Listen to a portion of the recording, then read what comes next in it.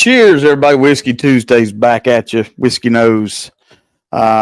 Big night tonight, man. We've got Corvette Trey sending out blinds to multiple people here, and then we got the Hoopa coming on with the blind to do, and then we're going to try to tackle his towards the end, see what good stuff we can get into and learn about some stuff. I know Trey's really excited about this one, has been for a while. No idea what's in these, but we're going to find out very soon. Let's catch up with the chat here real quick. Then we'll bring everybody on. The Diamond Dave is here. Cheers, buddy. Top Dog. Cheers, buddy. The Jerks. Good to see you, Tom Barlow. What's going on, C? Good to see you, brother. Russell is here. Cheers, Russ. Let's see if I missed. Jim's here. Cheers, Jim. The Gerald. Hope you're doing well, buddy. Thanks for coming in. Let's see. The Fritzy's here. What's up, Josh? Good to see you, man. Y'all, let's see here. Bourbon Dan, cheers. Okay, people starting to roll in. Trey's here. Toby's here, ready to go. So let's go ahead and bring everybody on. There we go. We got two of the recipients tonight. Victims. We're waiting for a few more to join, but we can pour something and talk as we do. Oh, tonight's giveaway, guys, is the 2026 Jack 10. So there you go. Get in nice. on that if you'd like. Nice. There. It has finally hit North Carolina, so there we go. Let's give one away. There it is, the Kevo Malley. What's going on, buddy? How's it going? Let me get these labeled up here. Good, man. All right. So what can you tell us about this, Trey? Anything at all? Or is there a theme? Or yeah. There's definitely a theme. I think as you get into it, you'll figure it out. I will say, I'm not going to say that these are brands that are not known to people, but maybe not something that you see every day. And just trying to introduce you to something a little different, you know. Haven't seen them on many channels at all. Maybe they've been talked about, but I don't think anyone's done a blind. And if you want to add to the giveaway, I'll do this whole blind as a giveaway to somebody. Oh, sweet. Hello. Yeah, we can do that for sure. Awesome. Right. Let me get these sitting here. We'll get them poured up while people are slowly coming in, joining in. Sample E. Okay.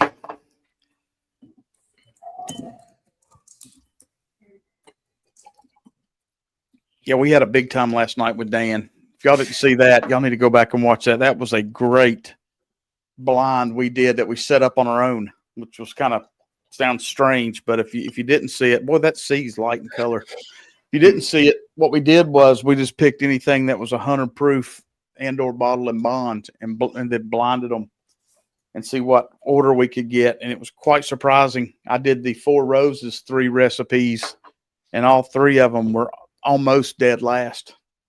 And I love roses, so it's kind of weird for me. I mean, that was the thing that surprised me the most, because I've never, I picked 6 that were, a little bit more obscure, and I like every single one of them on their own, but when you put them together like that in a blind, it really, showed their, strengths and weaknesses. Yeah, it's crazy how that turned totally just messed with us. And we did a couple bottle guesses that, I mean, of course, you had 5 and you're going to probably get close to 1.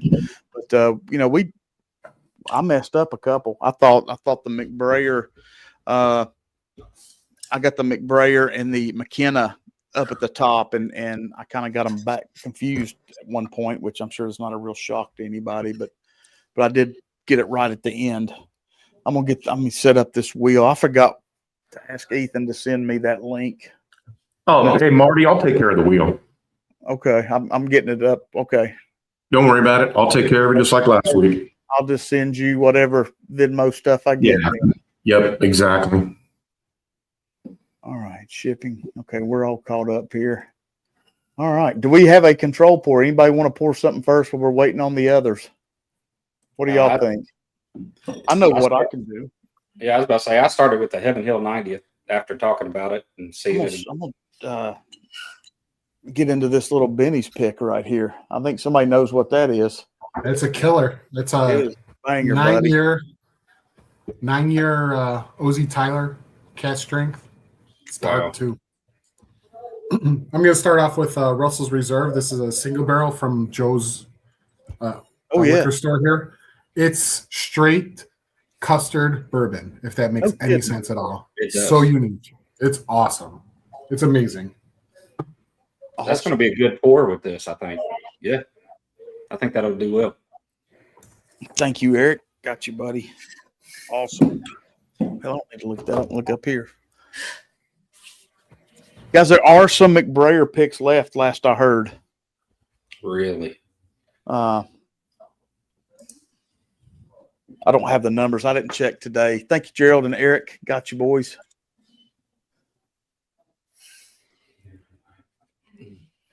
Let's see. I don't have any way to – we'd have to holler at Daniel, I guess, Toby, if we wanted to know, but it doesn't matter. We know there's some left. Oh, yeah. We're it's single digits, though. I kind of don't want to bug him anymore. No, I think we did good. We got everything we needed. Yeah. And they're both in the single digits. And one of them is the Cedar Brook's probably between 5 and 10, and the Old McBrayer is less than 5, if there's any left. That's crazy. That's awesome, though. They're both really good. Did you ever hear anything out of Tennessee, Trey? If anything got delivered? No, they were able to order this week. Okay. So once the website, basically, I think it was slow playing, so the website sold out, and then what little bit is left over, the stores will get in the next day or two. Okay. So it was a new product for the distributor, so they had to get it set up in their system. And then once I got it set up in their system, they put restrictions on it, obviously, for what we wanted. All right. So that was the big holdback, is knowing how to do that.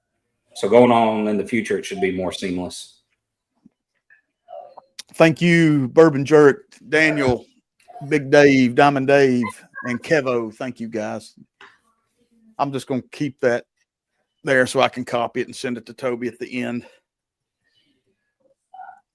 Yeah, this thing, man, this is so good. Kevin's like, you got to try this one. I'm like, yep, sure. You had me at O for OZ. Yeah. Yeah, I mean, I still think Jepson's is giving out the best single barrel, in prices, like $30 or $40 consistently around here. Yeah. And they do Green River, Ozzy Tyler.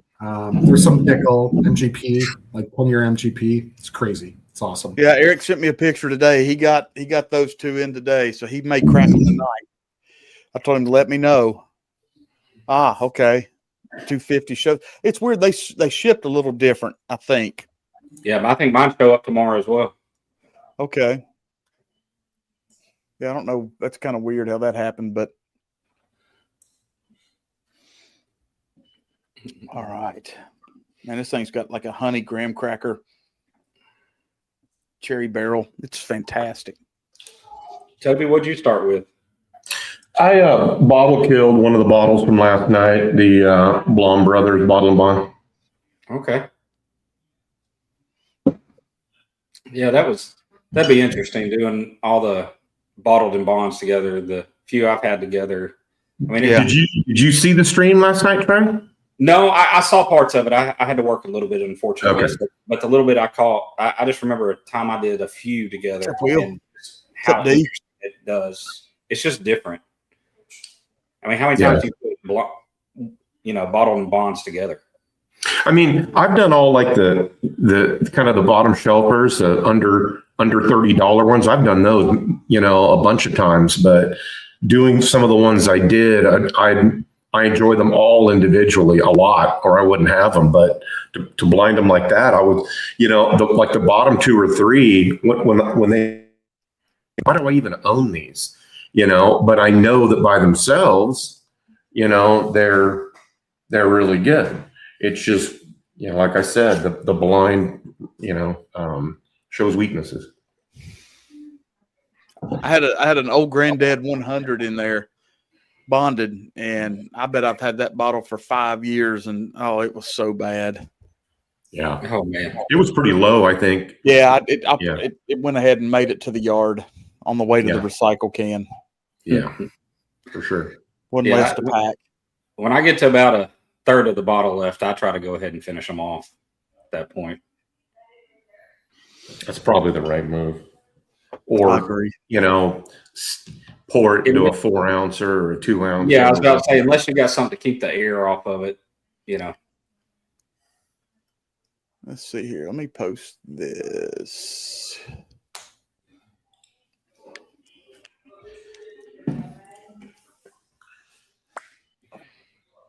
Here we go.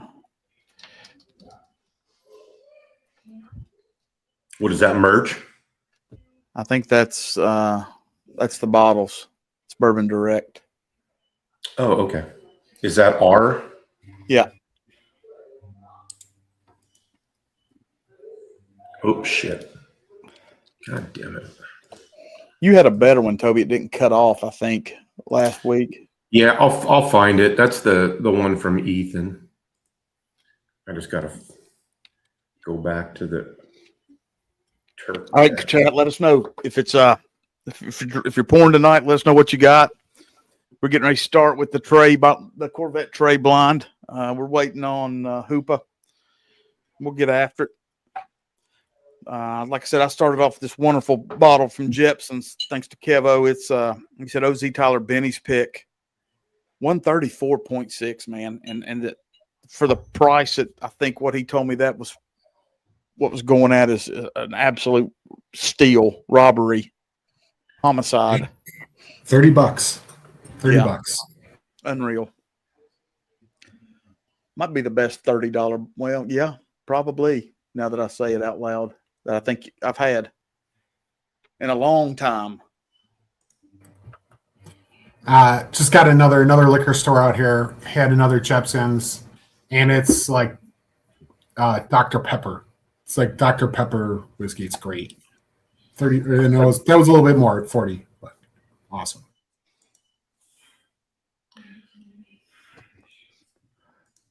Jay just had a beer and cigars. Yeah, I saw your picture. That's cool, Jay. I was trying to get home. McBray Barlow said that's cool. Oh, Hoopa time. Cheers, buddy. Hello. There he is. I'm here finally. We're all good. Let me see if I can fix that there. All right. There, Toby got it there. Okay, now let me clean that up because I'm probably God. That's good, man. That cherry, shoot. You guys all done with the blind already? Nah, I just started with the depth. He just picked his favorite. Yep, it's over. All right, I've got another email here. Thank you, Jim. Got you, buddy. Appreciate it, man. Okay, are we ready? Everybody poured up. Toby's working. Yep. I poured up during the delay. Just screwing around trying to get that link. Okay. Yeah. It's there. Right. Need to get my damn shit together here. What I do with my pen? Here we go. All right. Sample A. Trey, you going to tell us what you want to ask us, or what do you want us? Yeah, well, I think we'll go through and Pour them up. maybe not. I mean, we don't have to score this or anything. Just make it a. Let's talk about the nose, what you're getting on the palate a little bit, and then I say at the end we just rank them, and then I'll tell you what you're having at the very end. Excellent. Just keep it fun and light, and Yeah. 'cause I think some of these are very interesting. So, and I hope y'all feel the same way after you have them. Heck yeah. Again, for those that are just tuning in, this is a very unique blind. I think a lot of these are either overlooked or maybe, I won't say hard to find by any means, but maybe limited depending on your geographical locations. But they are found a lot of places. So But I don't think they've been putting many blinds. So, All right. That means they're all Jephthah Creed and chicken cock. yep. Maybe a little Roman man in there with you. Roman man, yeah. I think A's a Oh yeah.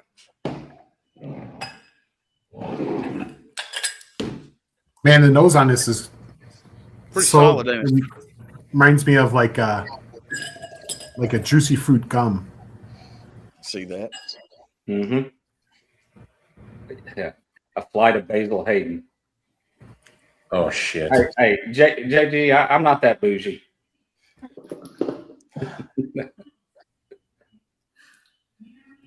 Yeah, I do like the nose on this one. Of course, knowing Trey, this could be just an entire flight of BTAC.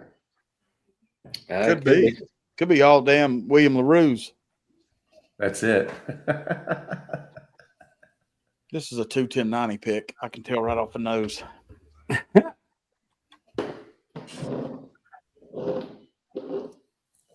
All right. I think it's a bourbon.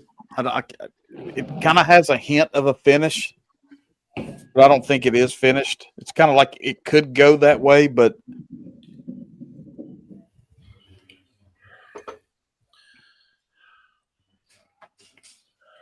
I'm just going to nose them up first like we did last night. That was kind of fun.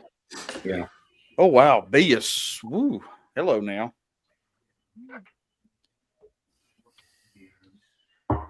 Oh, I forgot about B. Now.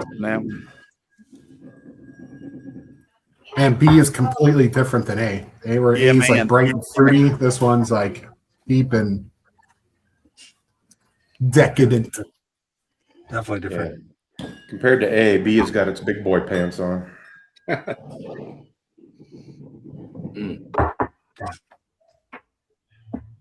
B small sauce.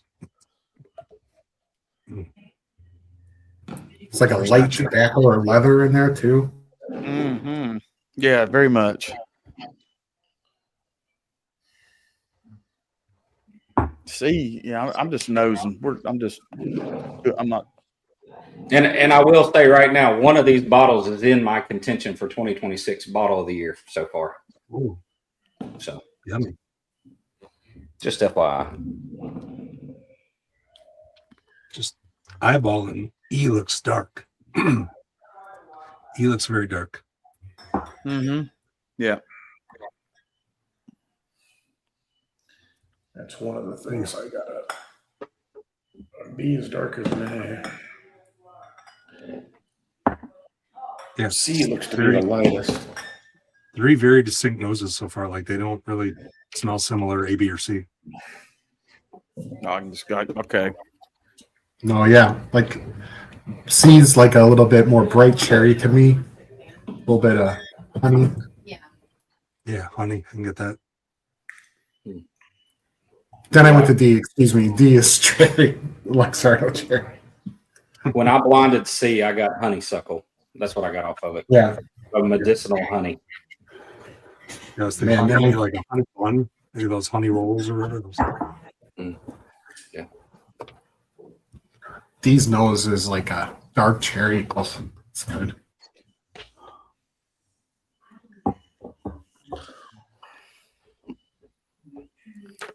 I think I know which one's Trey's favorite.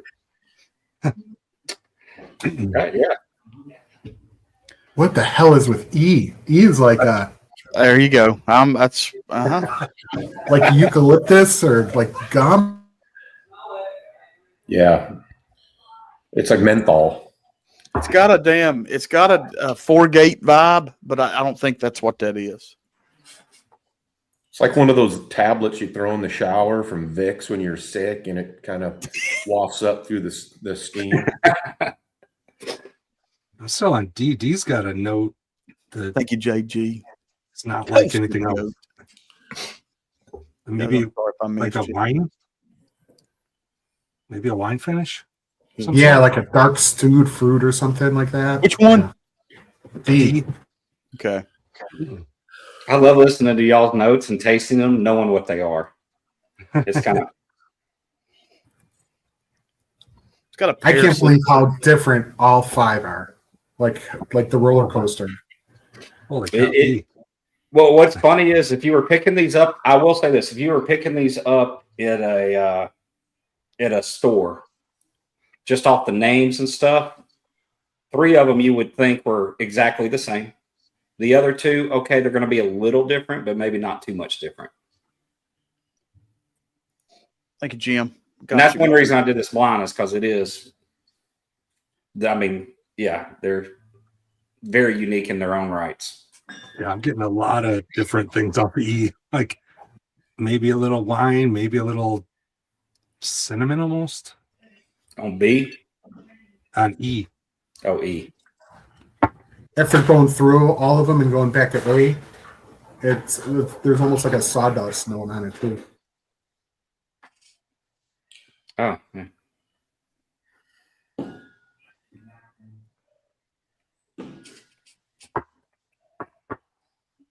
Mm.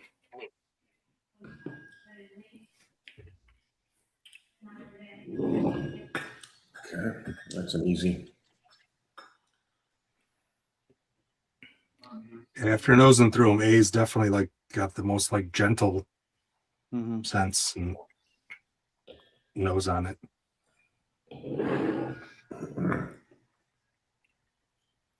Ooh. Sorry, guys. Not a lot of talking. I got you. No, you're good. Nice. There's top He's got dog. some Cheers, nice spice on it. Never. Guys, you can hit the scan the code at the top, or it's pinned in the top of this chat. Getting some sort of I like C a lot. C's got a sweet corn, honey, popcorn, almost Cornish. I like that one. I think a proof is down a little bit on it.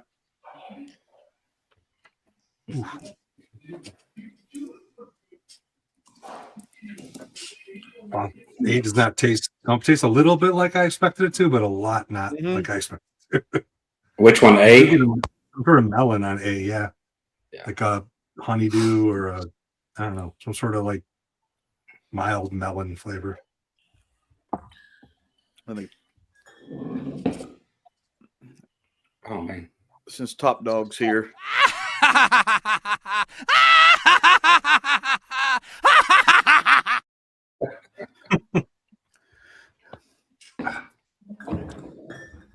I mean, you guys probably can't see my Glens from there, but B is in my Bruzel Glen.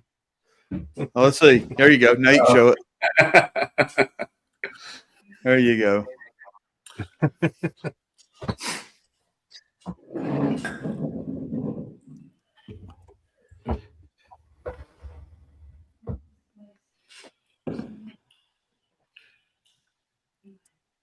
So everyone's nosed them so far? Oh, yeah. I've nosed through them and I've tasted A. So favorite nose so far? They're unique. So, I mean, there's no wrong answer. They're definitely unique. Maybe D. Mine's between C and D. Yeah. Probably D. Yeah. I'm with you on that one. C and D, I think. I like B. I think B is a very crushable, easy sipper. Yeah, I can see that. Thank you, Goat.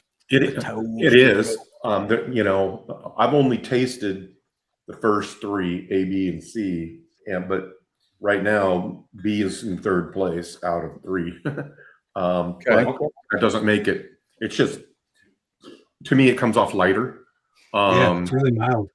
Really mild. I mean, and I don't necessarily mean that proof-wise. I just mean mouthfeel, richness, that type of thing. What's crazy is if you put B and C up against each other, C's a lot lighter too. You're absolutely right about that. I mean, you wouldn't have thought that when you first looked at them. C's the lightest one. Mm-hmm.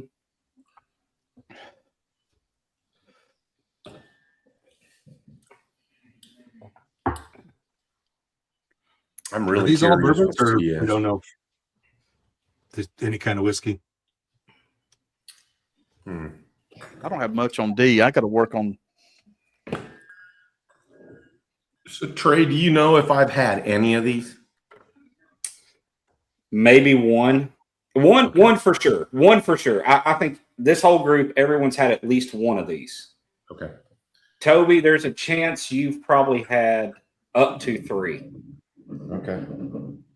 There's 2 I don't think anyone's had in this group. I know you know them. I know you know them. I just don't think y'all had them. And if you have, you haven't. I don't know about it.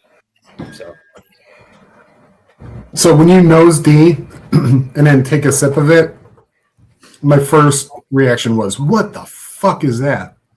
Completely different. Correct. Correct. You think you're gonna get? I'm thinking I'm getting like a finished like port or sherry finish, and then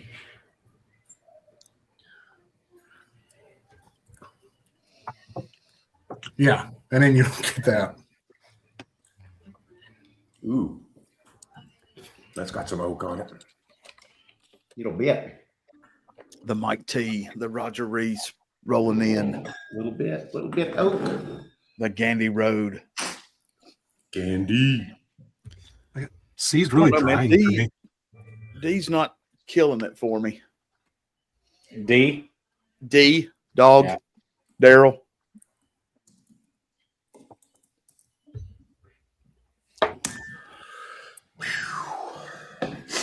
I think I don't want to say too much.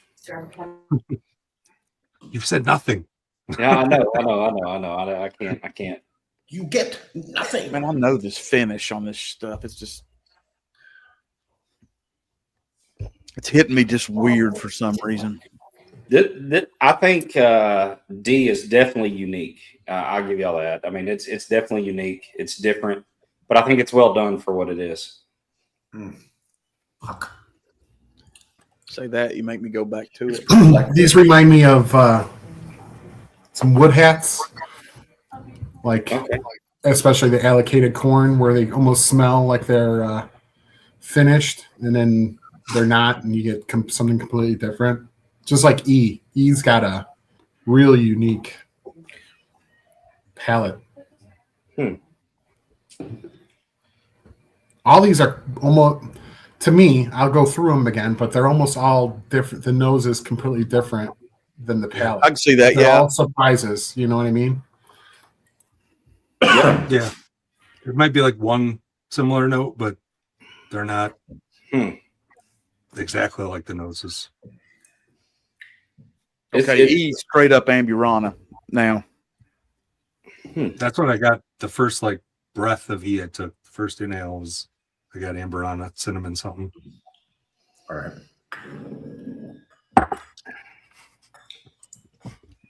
Darrell, yes, I sent this flight. I think I know what that is. I've got 2, and they're interchangeable, but I've got 4th and 5th figured out.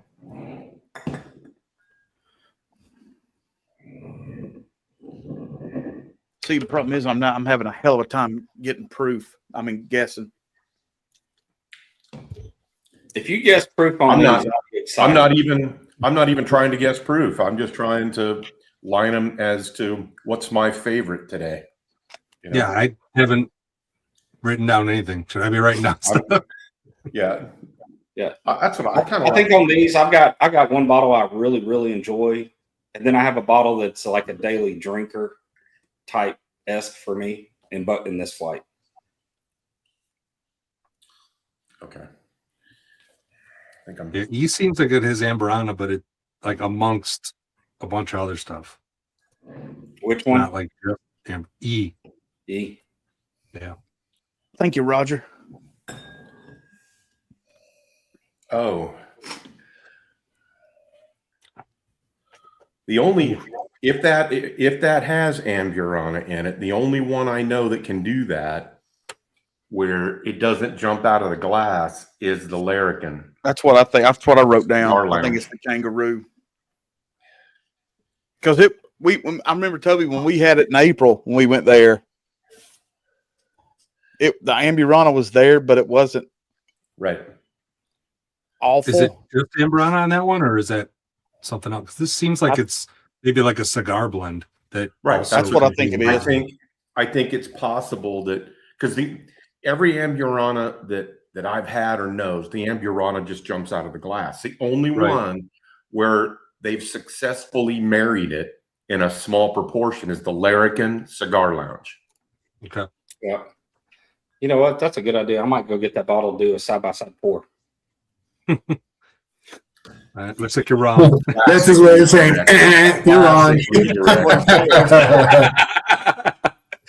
Glad you read between the lines on that one. No, I see what you're saying, though. You're not wrong on that, though. I get the tasting notes. Because that's the whole reason I bought the Cigar Lounge one, is because it was so different than the other cigar blends I've had. You know, but then again, let's be honest, cigar blend or whatever does not, there's no definition of what it has to be, right? It's just kind of what you consider to be a cigar blend. So they could put anything in it. A lot of different flavors I'm getting in E, but like not a lot of proof. Like I don't think it's super proofy. I think it's just a lot of maybe finishes or something, but not a lot of proof.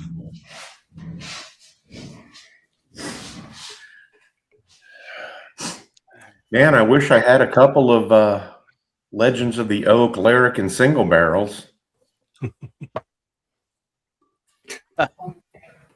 See, I know how much Corvette Trey loves his weeders, and I'm just thinking, what weeders could these be? You know, I mean, I did start a night off with a leader. That's right, Dave. 100%. Mm-hmm. Like this. I haven't had that one, but it wouldn't surprise me. You don't get it at all in that one. Okay, I think I've got an order. I mean, I do have a rare character on Barana, but I didn't send that. I have Because a that's Barrel all it King. is. It is straight on Barana. I have a Barrel King blend that's like the holiday blend or something like that. That's got 1 or 2% Amburana. And Yeah. you can still, it's not overpowering at all, but I mean, you could tell it's in it at 1%. Ooh, It's there's crazy. a little funk on that one. I got some funk.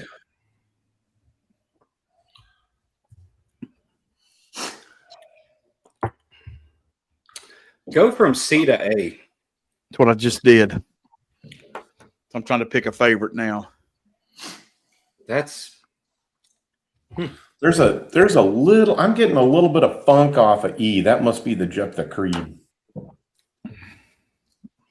I mean, don't put it past me. I know.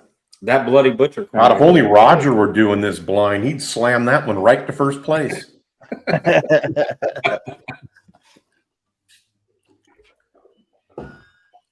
You know what's funny is I really want another barrel of that because my bottle's gone of that now.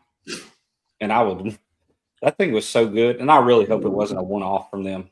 I really do, but my fear is it was.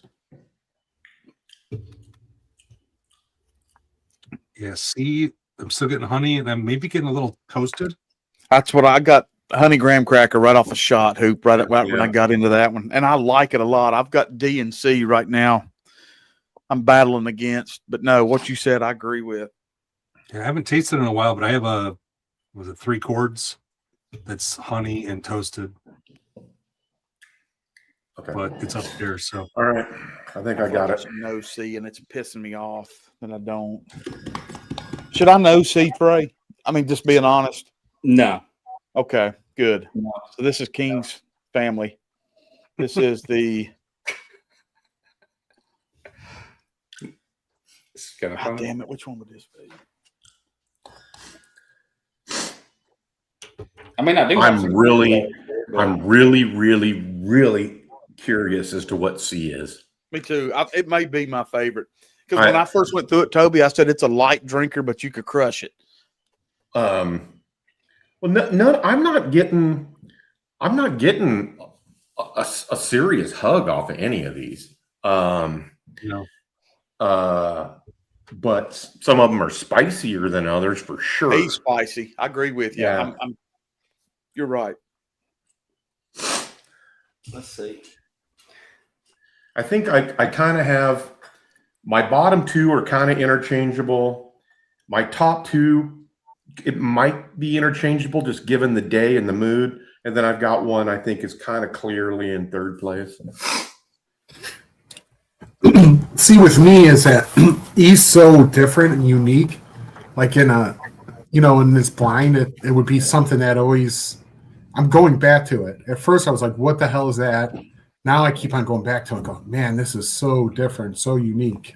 I like it. I mean, there's a funk about mid palate. It kind of comes and goes it's an earthy funk and it comes and goes quickly, but I'm curious what it is.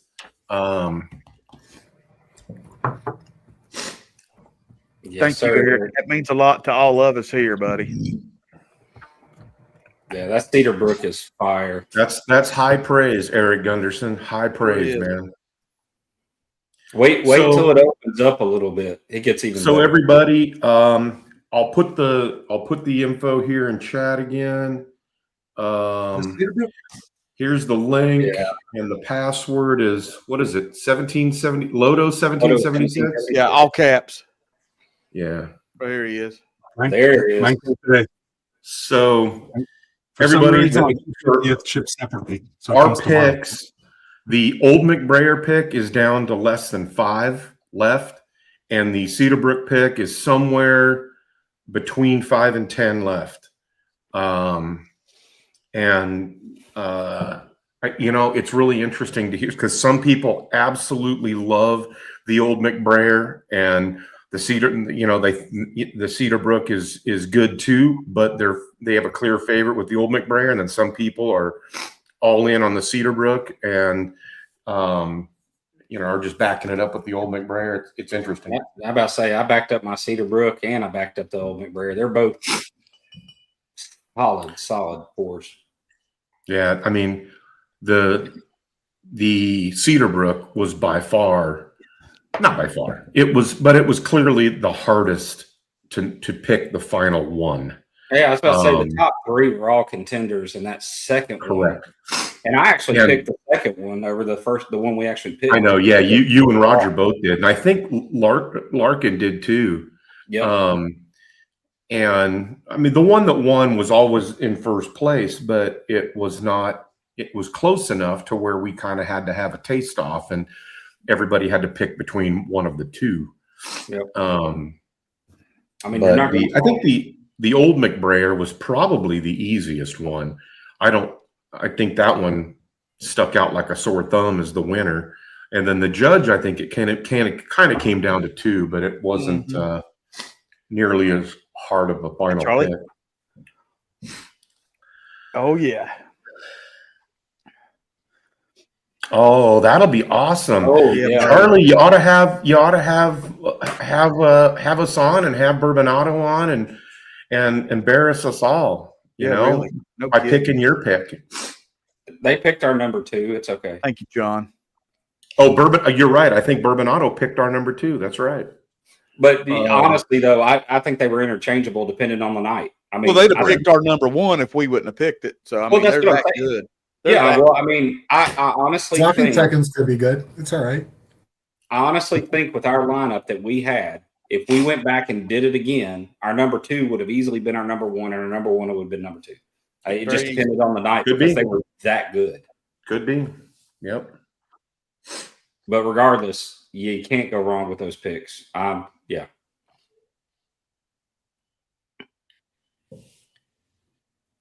I'm not sure what I did to earn a hug from Mike T, but I'll take it. Bourbon and Ball. Battle of the Tubers. McBrayer style. Oh, I like that.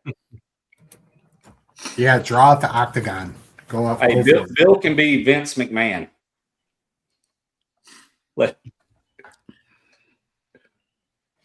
Well, older Vince McMahon. Oh, older Vince. Vince McMahon from a few years ago. Not yeah. Not the touchy-feely Vince McMahon. Yeah. Not the creepo. Danny, guess I Danny don't Lopez agree is with that in much. chat. Hey, Danny. Smoking All right, fire here we go. water. Eric, Nice. cheers, buddy. Eric, So- let me tell you something, man. I had a pour of that Peerless Double Oak you got me the other night and thought of you. Cheers to you, buddy. So when y'all get ready, I'm curious to see what your number one is that you liked, and then I want to know what you think is my favorite of these. I know that's a little subjective, but hey.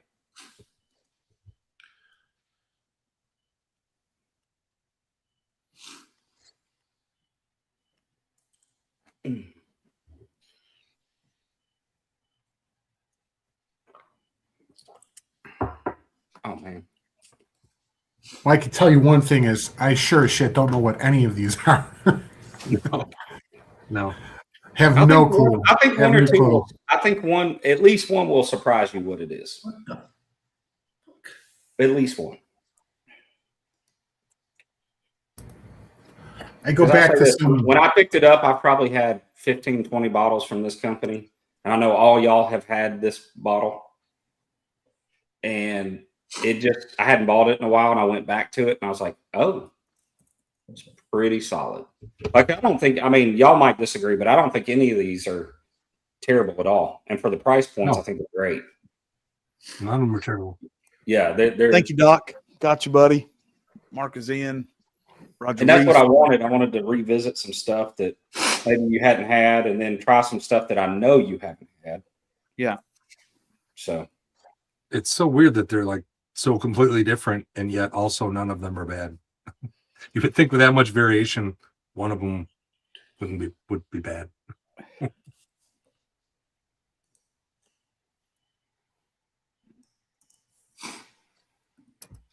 Yeah, I keep on going back to some weird corn for some reason, but it's not as funky as some like these, purple corns or red corns, or definitely no red corns, but because the finish on most of them are pretty silky, and that's what I usually get from like corn, like the unique corn. But actually, I have no idea what I'm talking about, so I'm probably completely wrong. well, I Happily do like completely wrong. I do like the red corns. I typically do like those a lot. But Oh, none of them are red corn. I can tell you that. Nope, I not a think I single could one. tell red corn from.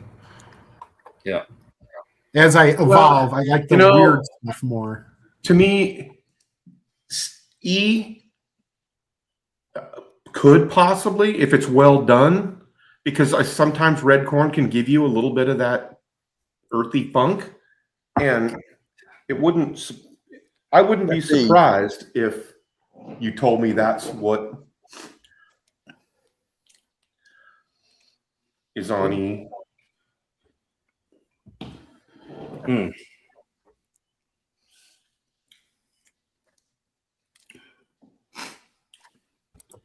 Can tell you one thing: it's a fun one because they're all completely different. It's not like you're trying to get little things. They're all different. The noses are different than the palates, and the finishes. Like, awesome job. This is a really cool wine. Well, like I said, if you saw these sitting on the shelf, I think at least 3 of them you would think, okay, they're going to be in the same wheelhouse. But when you pour them, they're all over the place. And I think that's what interested me to put them together the first time I ever did it. So. Yeah, it's not great that this is the first blind, because then when you see my blind, it's not going to be good. No, I don't know. I got 5 expressions of mellow corn right here. You just don't know it. Hey, that's interesting, at least. I'd feel happy because I said corn about 45 times tonight. So.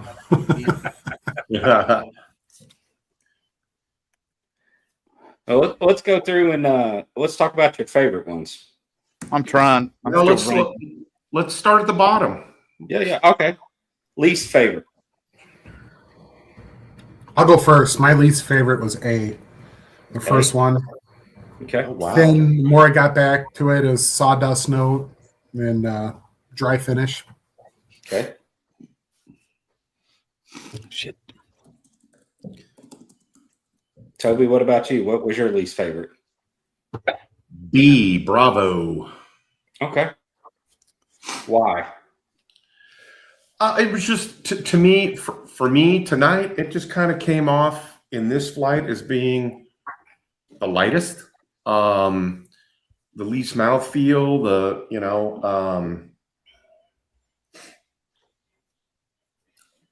I remember when we were first starting off that it jumped out of the glass with the nose, and it still does. But to me, yeah, for sure. But it just, to me, there's no finish on it, or the finish is very light on it. It's kind of sweet up front, and then, just kind of a real light finish. Okay. Marty? My least favorite, I think, is B. Is it Okay. Billy Bob? Billy. It's not bad. I like it. It's just Yeah. It's totally crushable. Yeah. That's what I was This gonna is a say. perfect one where you could just sit outside. You don't have to really think about it. Yeah. It does pair well with a cigar, I'll tell you that much.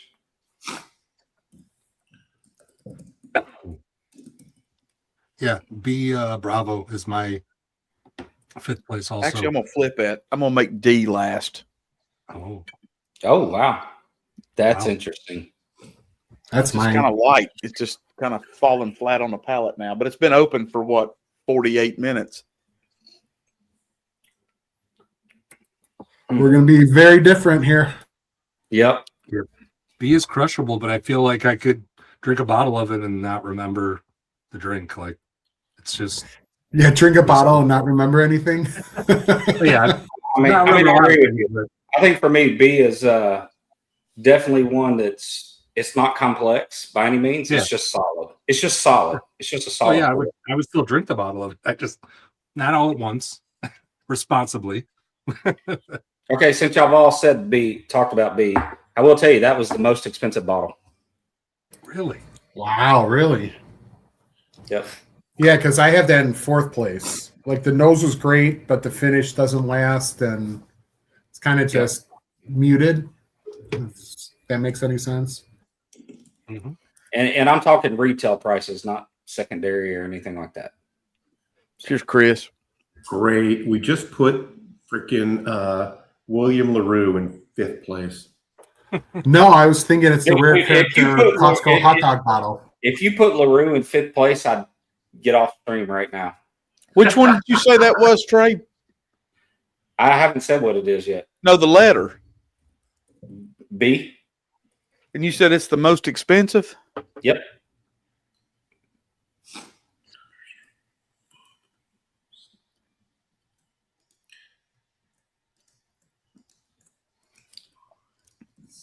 I mean, but when you're buying bottles on sale for $29.99 a bottle, it doesn't take much to be the most expensive. I like Most it. I mean, it's No, it's 14 not bad. It's not bad. With that being said, it's not bad. It's really, I like it. I actually, Yeah. when I have if I go out and have a cigar, I really like this bottle with a couple of the cigars I have. okay. It works really well. Because it does have a little spice, but it does fade away enough to let the cigar come through.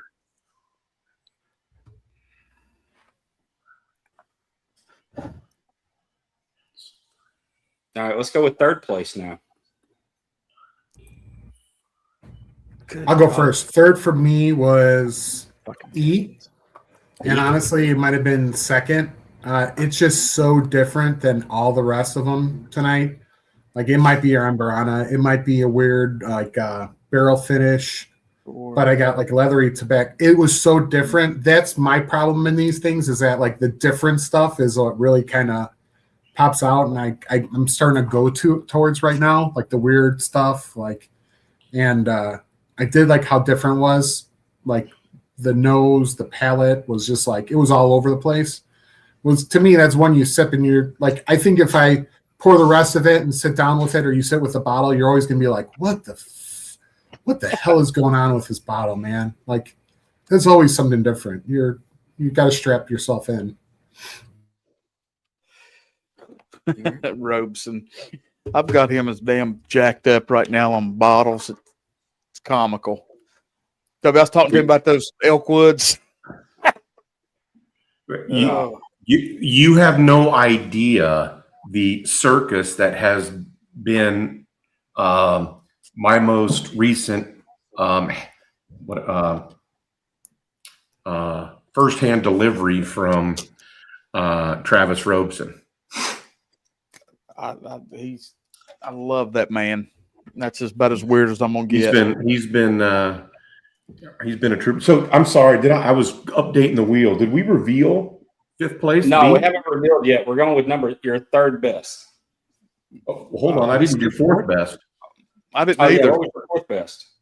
Fourth best. Me? Yeah. Yeah, go ahead, Toby. Go ahead. I've got the D in fourth. D.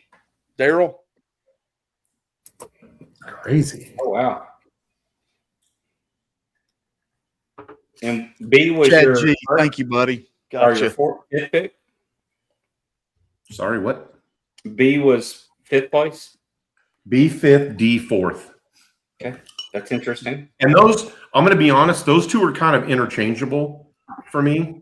And they're both. These would be the ones where you just take them outside, not think about it, and because neither one of them is kicking you in the face with proof. I think they're both sweet enough that they would be great with a cigar. I agree with that. What's funny is those are my two cigar bottles that I go to if I want something just mild. I'll just be honest. Yeah, both those. So what's your third? Well, hold on a minute. I hadn't done my fourth. Oh, yeah. I thought you did. Are you doing what? You want me to just shut up and sit back? I'm sorry. No, go ahead. Do your fourth. We're going round the horn on fourth place. E is my fourth place. I think that's a pretty decent controlled Amburana. Okay. On which one? It's almost like the Starlight used to be. He's saying E. He said D, but he meant E. What? Say what? What's you said fourth D place for for you, fifth Marty? and 14th. Yeah, D is last. I'm sorry, B is last for me. Right. And then E is fourth for me. Holy shit. Okay. All right. I can see that.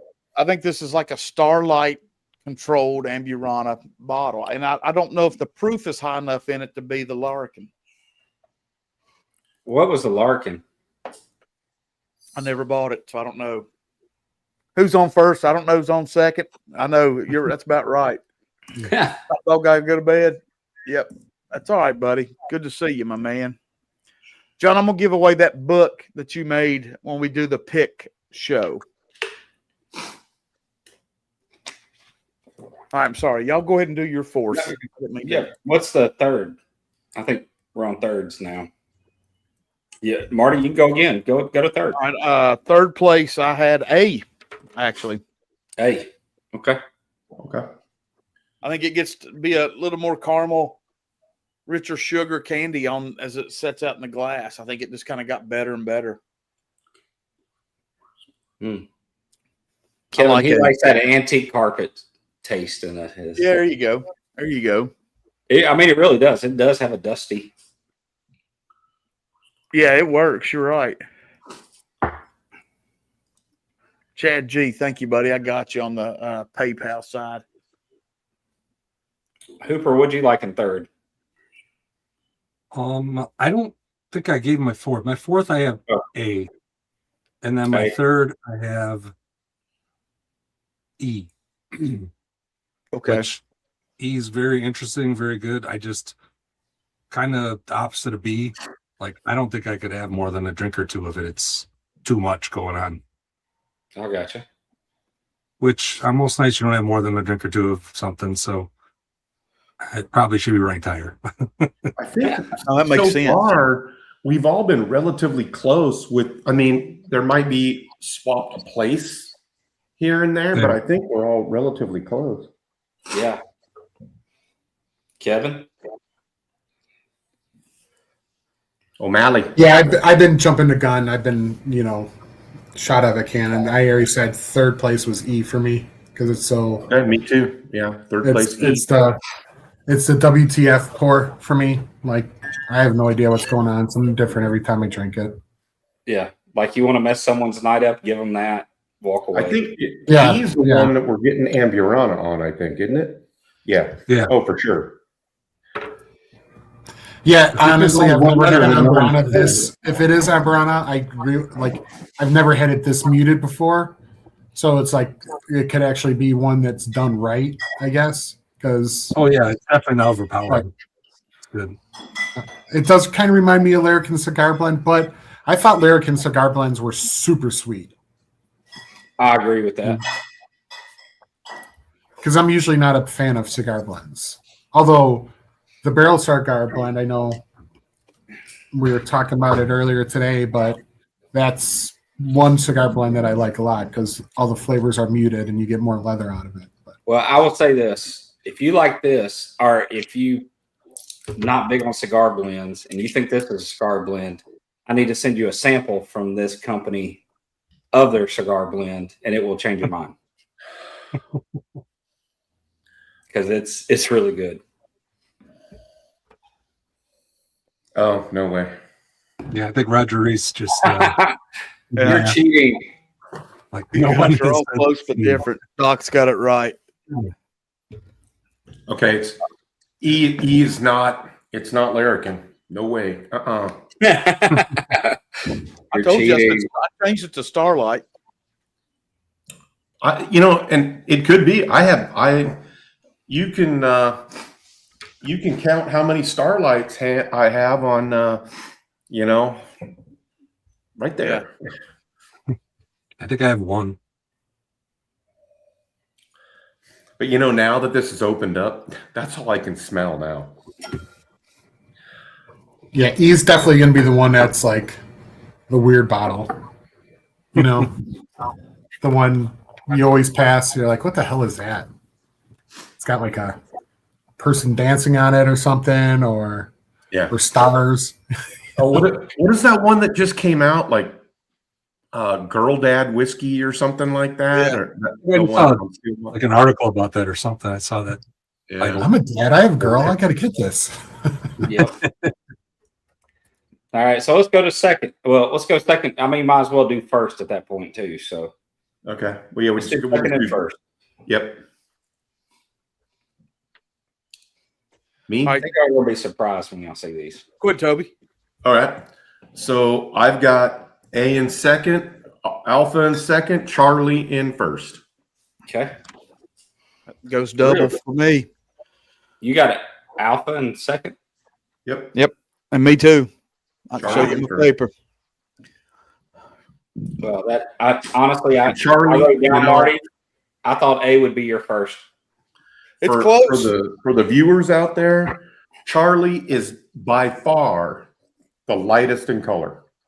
Yep. By far. Crazy. It looks like Miller Lite in the glass. Yeah, I'm Delta in second and Charlie in first. Okay. Now I got to go back. Kevin? I report the rest of the sample because just to make sure, and I have C in second and D in first. D's just got more fruit notes. Yeah, D's right there in top three for me. And the C is just got I don't know, like a weird note on it, like a. I keep on saying it, like feel like Guzo with one note, but it's like a sawdust finish note. It's like a dry finishing note that it would be great if it didn't have it to me. I got you. I got a honey corn barrel finish on. Totally, it's pretty good. Yeah, I got a little dry Cheerios, but then I went away. Well, what letters do you want me to reveal first? I guess that's the question. So I guess B would probably be the least favorite in the group by far. That was how many people have B in fifth? 4. They do, but I think they have it in I've been fourth. 4. Okay, yeah. Right, we'll go with that one. So that is one of the darkest ones, and it is the Old Emmer Oh, Toasted barrel. okay. That's toasted. Oh, I didn't get picked up toasted on that one. Yeah, there you go. And it's 104 proof. I know, So, I see and that that's brand. that bottle is it's a Total Wine has it. It's $99, and it's a solid pour. I mean, you can drink it all day. It's really good. It's a one or two noter, but it is a solid pour. It's Now, just solid. does anybody know? Because I only see Old Emmer at Total Wine, which makes me think it's one of the Total Wine brands, but I don't know that. It is their brand. Okay. It is theirs. And that's one of the reasons I did it is because I don't think, people don't know much about them. But if you walk in, you see it for the money. I think it's maybe a hair high for the toasted, but some of their other stuff that's $49, $59, $69. I buy them. They're good. They're solid pours, and it's something different. Yeah. I mean, that nose is different, right? And the toasted note is very mute on it. So if you don't like a lot of toast, it's got just enough to draw you in. And I like the bottle. Like I said, it's great with a cigar. There's a brand I picked up there, and forgive me because they have one's like around. It's one of their brands, and when the first time I bought it, I didn't know that, but it's like 8-year Heaven Hill. And the entry level bottles around 105 proof. The other one's like single barrel. Yeah. The bottles are like they're similar to a Bardstown bottle, and I can't remember the name of. They've got a really heavy metal, stopper in it. I know what you're talking about. I don't remember the name. The interesting thing is, so whenever I get a synthetic stopper, I save it just in case. Some cork ever shits out. I've had to use theirs. All 4 of those are back here on other bottles because it's a little bit of a larger stopper, and they're really nice. Heavy like solid copper top on them and stuff. But anyway.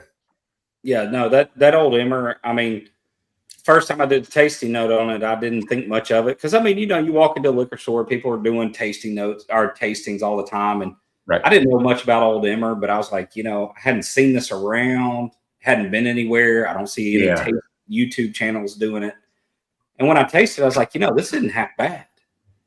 I think I didn't get to taste this bottle before I bought it, but I bought the other 2 that they had there, and they were really good. And I was like, I'm going to buy the whole lineup. And, I remember when you did that because I think you called me and were asking. I think we were talking on the phone about Old Emmer, and I said, "Man, I see it all the time." I hadn't seen the one that you just poured, but the other 2 I think are there all the time.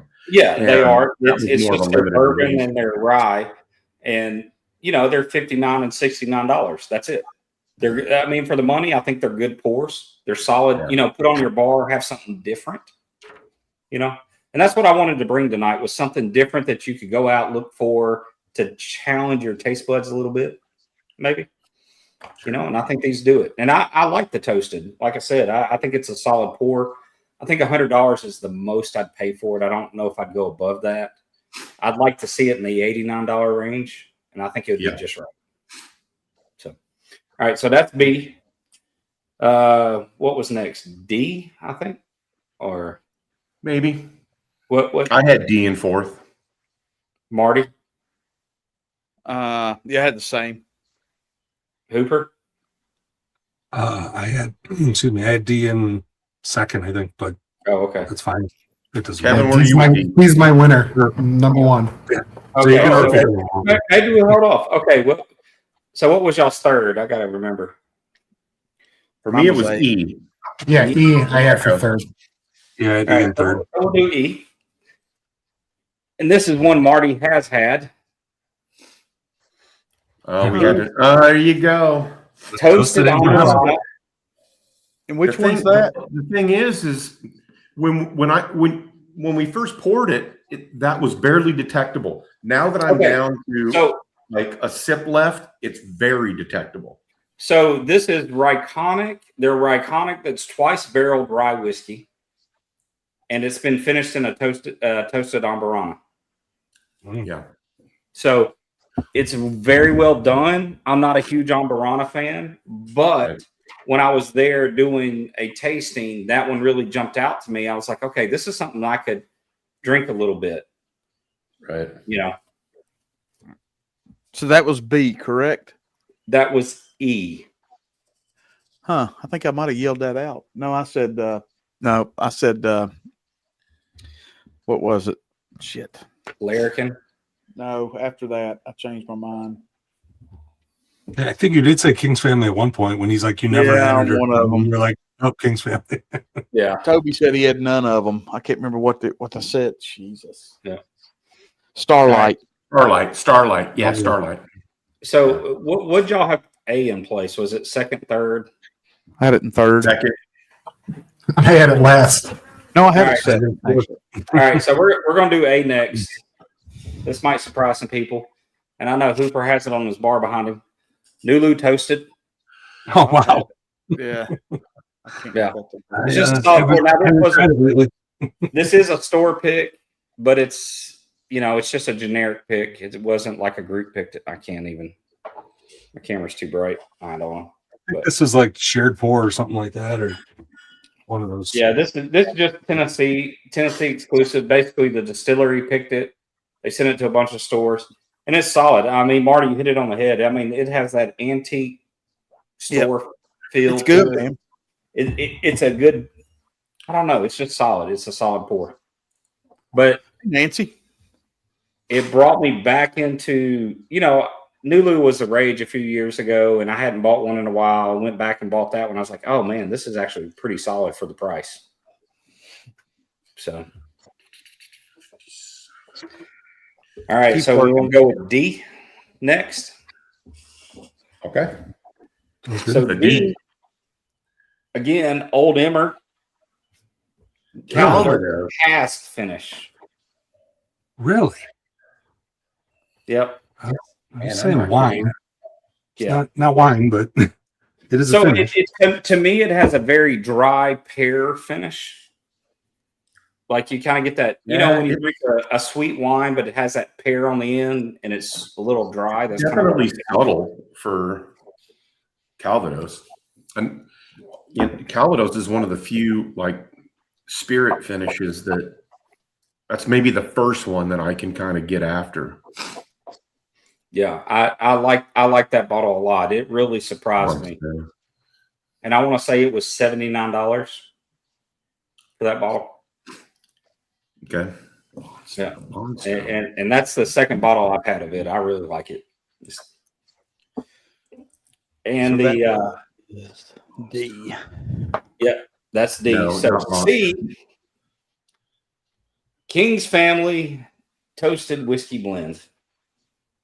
Which one is that one? That is C. Oh hell, you That's the winner. Definitely That's the winner. Single That's the barrel. winner. D is. Yep. Look at the Toast- color on that single barrel. All right.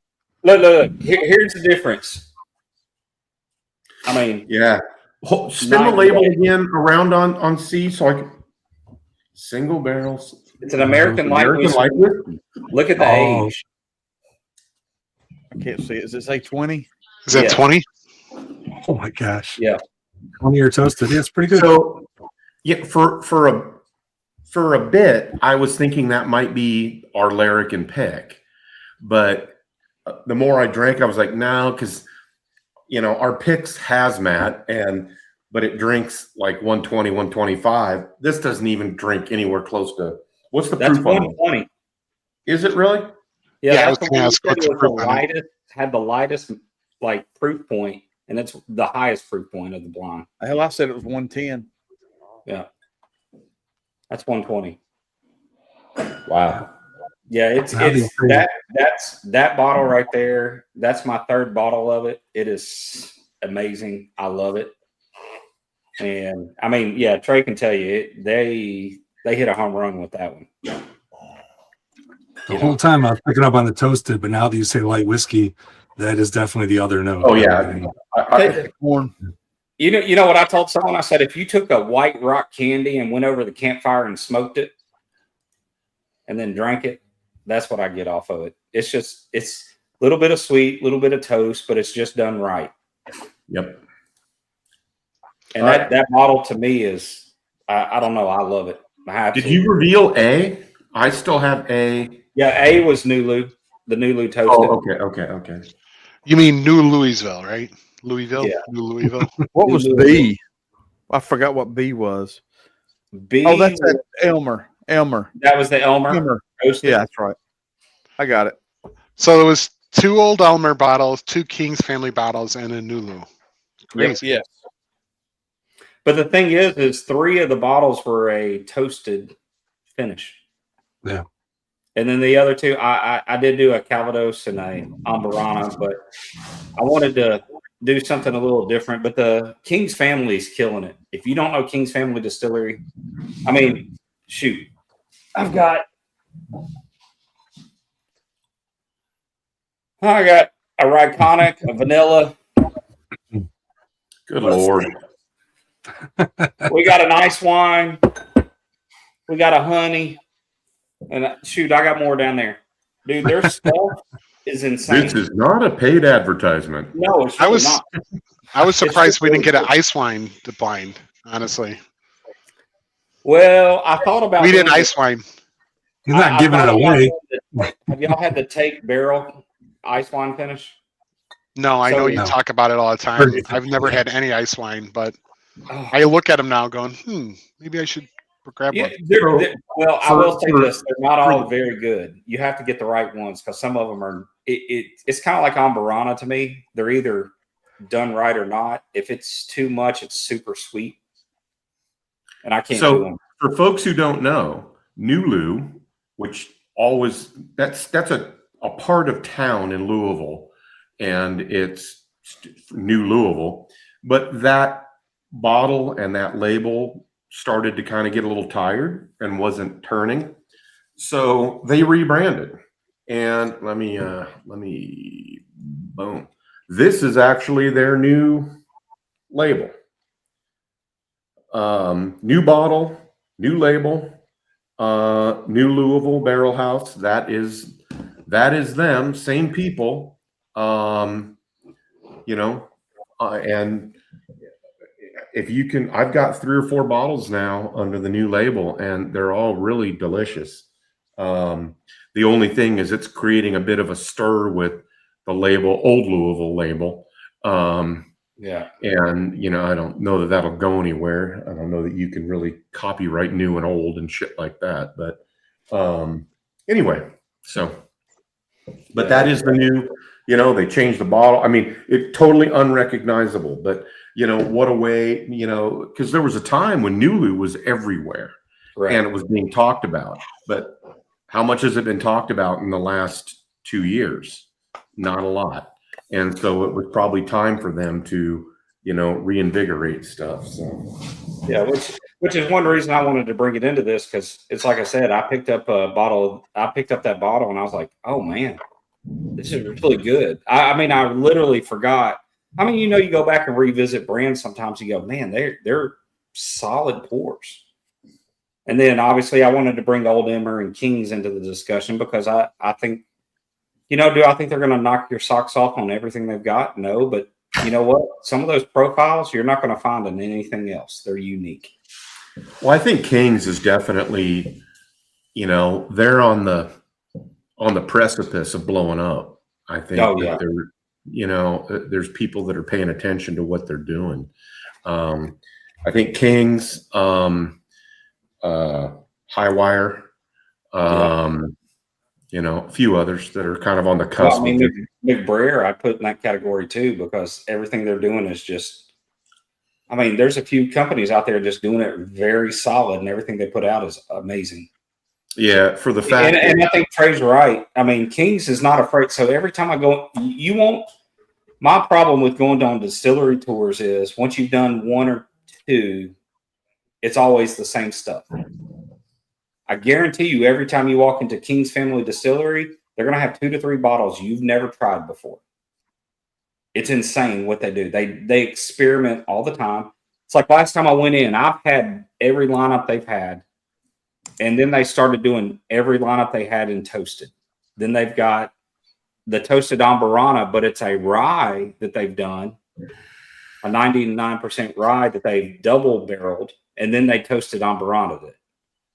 You know, it's just insane the stuff they're doing and trying. And, you know, sometimes it comes out great, sometimes it's not. But when it hits, it hits. So, Hey, Marty, I'm going to go in and edit the banner. Yeah, go ahead. Thank you, Hoop. No problem. Very generous, Dan. Yeah, man. I'm excited to see what Hooper sent. No kidding. Lower your expectations. I, you know, mine was all over the place. Hopefully you got a thing to yours that makes them go, yes. I honestly forgot what I sent at first and pulled up the Google Doc and I was like, oh, this is what I sent them? You know. But next time I will send a Jeff Creed. Don't worry. I wasn't going to do O'Malley and Hey, I Hooper. won't be afraid to try. Oh, I'm all about the weird. Let's get weird, man. Like let's Oh, don't let's say make that. this weird. Oh yeah, let's go. Let's make it weird. All Quote right. of the night. Let's get weird. Hell yeah. Yeah. Hell yeah. That might be a new shirt. Whiskey I knows. really want to post. I really want to post a meme. There's a cat, a black and white cat that's standing all funky with his on his hind legs with his legs up, and it says, "Do you want to get weird?" And it ain't talking about being weird. It's talking about something else. My wife sends it to me all the time. Just I know that's TMI, but it's funny as hell. Yeah.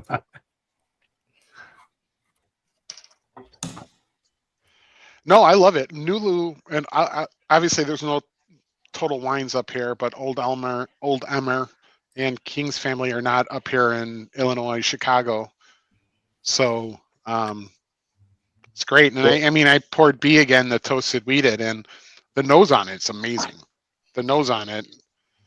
I mean, all these are, except for one, are multiple notes. Like they evolve from the nose to the palate to the finish. So this is these are all really cool pours, and I'm excited. I've been trying to grab some more King's Family around. Grabbed one from Unicorn, like a weeded King's Family pick. Just go to their website. Yeah, I guess I'll do that. Yeah, go to their website. I mean, they ship to most states, and if they can't, let me know.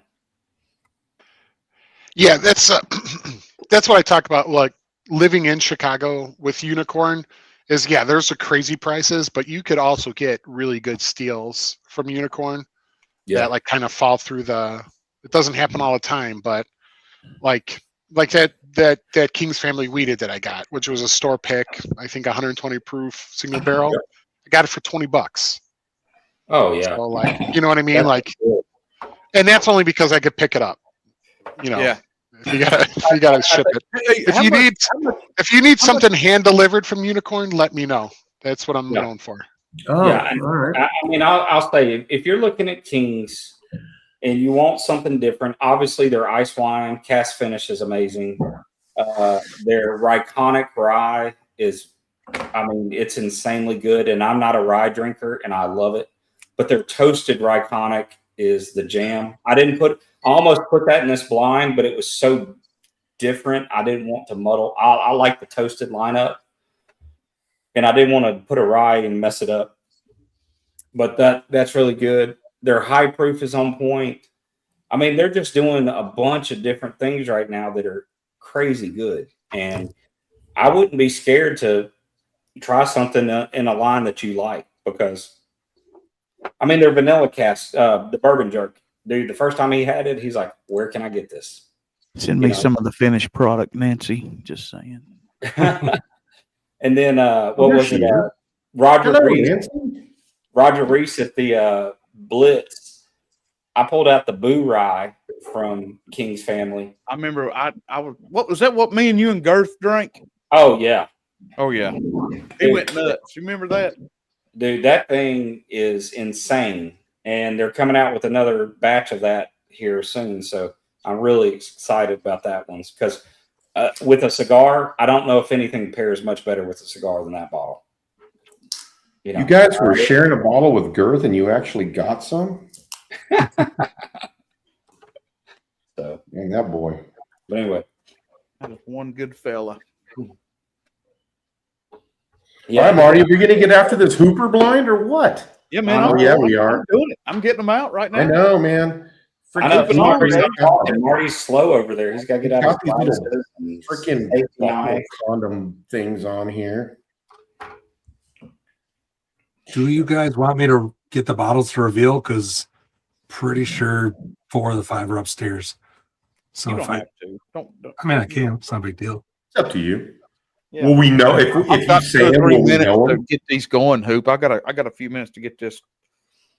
Yeah, I think you've heard of everything. Like, I don't think there's any Jesus Christ. crazy things, but I mean, I'll go with him. You guys are pouring stuff. We'll be right back. All right, fuck it. So who has this blind? Is it Marty and Toby and Kevin? Just me and Marty. Cool.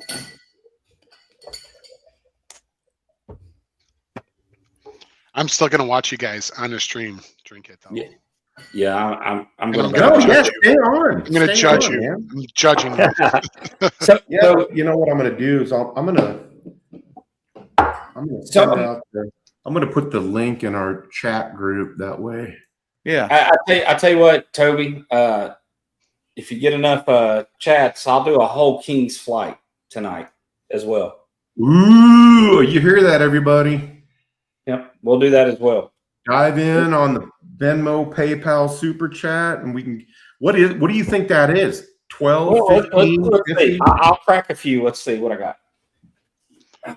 Well, shit. I have to add some of this. Okay, here we go.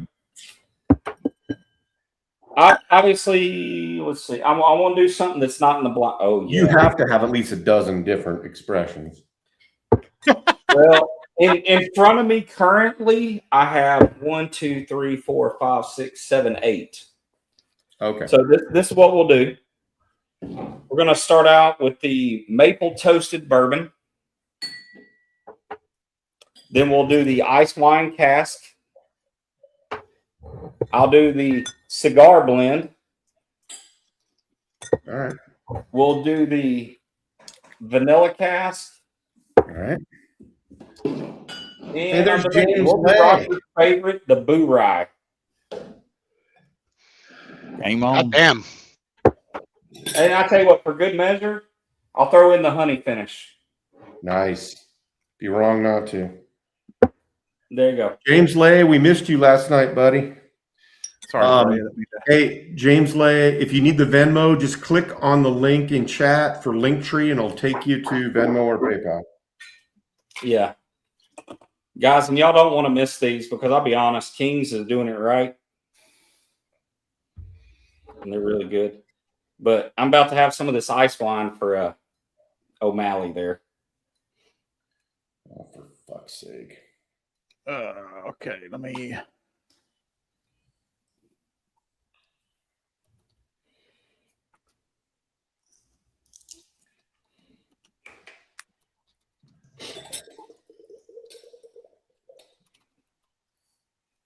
And if the goat is Robertson in isn't again. watching, he should be.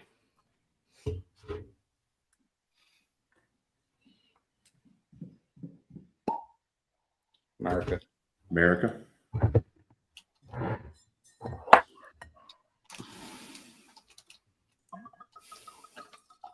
Actually, you know what? I'm going to put this ice wine up against the take ice wine.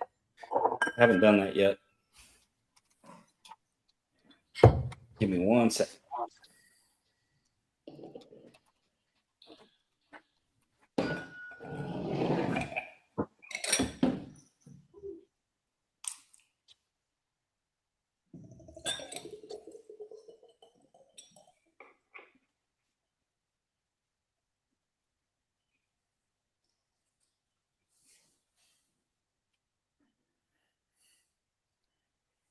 Damn it. That's Toby doing it. What the fuck? What? Mouse is going nuts here. I'm still fighting this freaking. All right. Updated.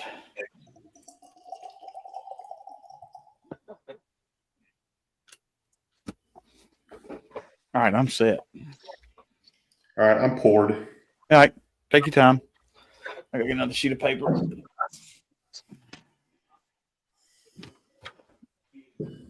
Doing the Corvette Trey Super Blend. I had like half a sip of each. There you go. Oh, there we go. Now we're back.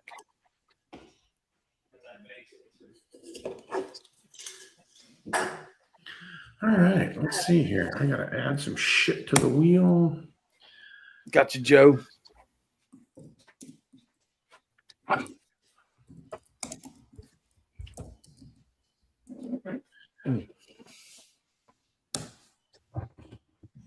Oh shit. Okay. It's actually pretty good.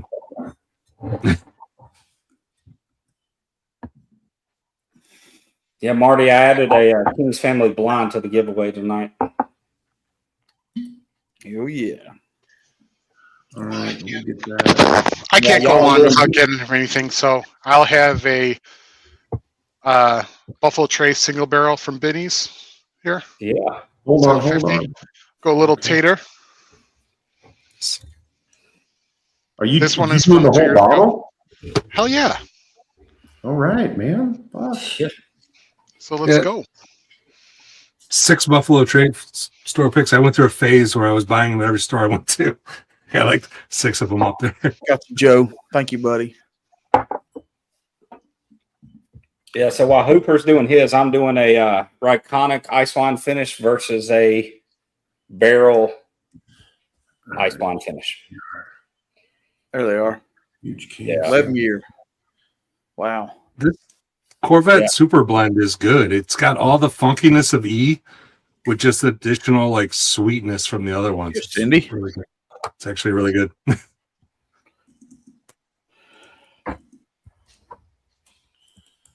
Well, I tried to give y'all something, like I said, I wanted to bring something new to the table that maybe not everyone's had. Give you a second Definitely. thought. You I don't did think really that's- well. So, All right, Kevin, what bottle are you giving away, Kevin? A BT pick? Yeah. Yep, a Buffalo Trace pick from 2024. This is a Benny's single barrel Sweet. when this was actually hard. James. Benny's right now has 1.75 single barrels Nice. if anybody's looking for them. But Yeah. this one's given away. This is 750. It's supposed to be a stag light. I don't know. But got a little tater in me, so gotta represent. None of these like smaller brands. Let's go big.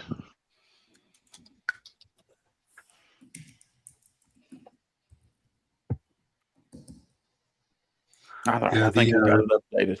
Shit. the ton of JD people. Thank you, guys. JD Rye that I'm putting up, if the winner chooses, is from 110. Barrel House 110. So you know what that means. Cool. All right. I think I'm caught up. All right. So are we nosing these up, dude? Hell yeah, let's go. Ooh. Damn, that smells familiar, doesn't it? It does. Good. So, Hoop, if you were a betting man, how many of these have I had? You have had like things from these places or these actual bottles? These actual, I mean, like if they're not take a pick out of the equation if it's a pick, but like if this is an expression of wild turkey or something, just in your mind. Yeah. I don't know. For some reason, I want to say 2. Okay. That's Maybe good. I 2 like and a, that. get that 2.5, like that 2-3.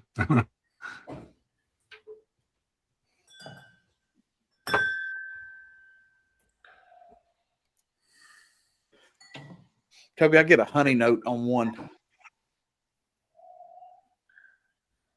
You Yeah. have to dig 6, 7. And I'm right. getting a bit of proof. I mean, it's not singeing the nostrils, but I'm definitely getting a little bit of proof off of it.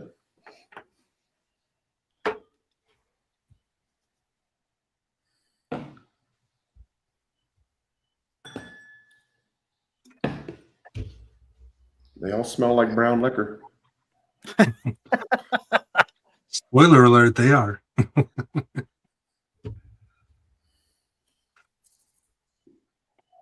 There's no vodkas in here. Yeah, I know.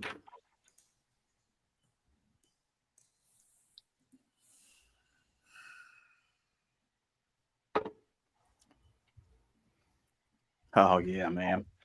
One's right up my alley. That's crushable, dude. That's just honey barrel. I'm gonna say about 107 proof. Oh, banger. A lot of people don't like that kind of finish. I do.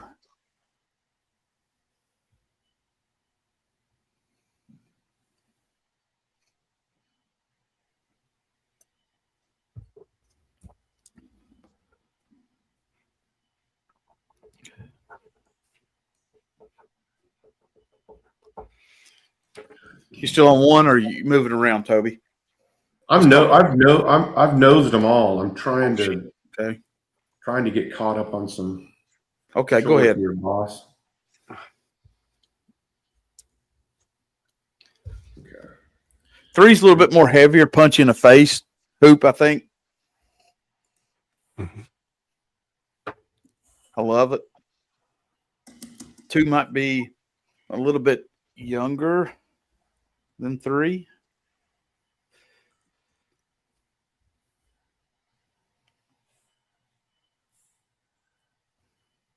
Three's giving me a little bit of a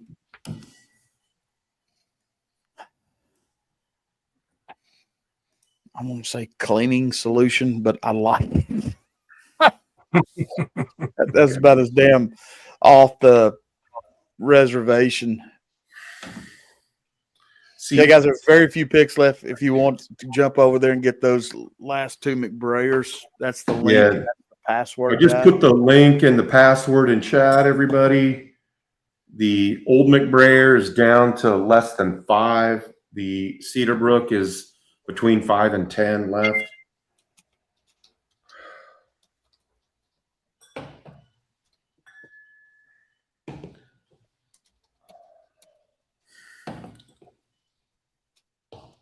All right.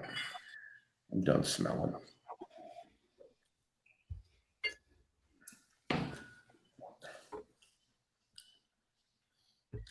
Ooh.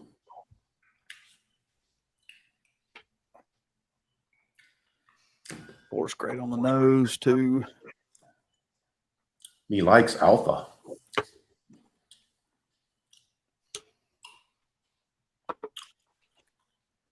All right. Which one are you tasting? I'm just kind of random. I just went through the noses one time and I just took a sip of 5 because it was kind of throwing me off on the nose. All right. Take a sip of A. Okay. To me, it.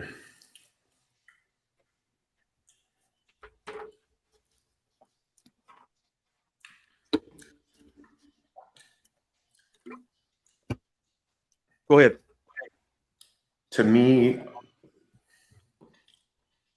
if you told me this was an ECVP, I could believe you on A. No?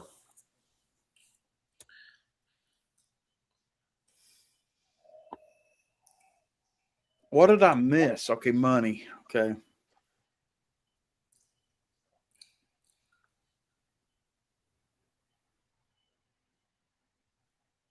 Good Lord. I will tell you, one of these is one of my favorite pours. Okay. It may have been passed by one or two others, but it's up there. It's one of Thank my you, favorite Jesse. pours. A's delicious.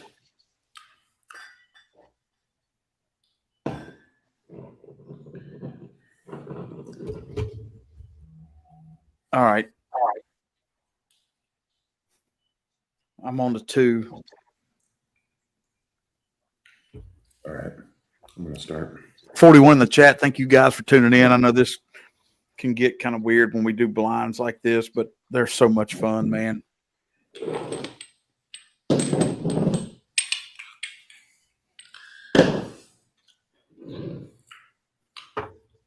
I really like 3 and 5.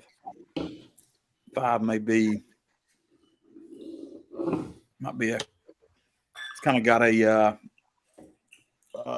backbone kick to it. Got a ton of spice on. Big Matt Carter. Hope Chicago treated you well, buddy.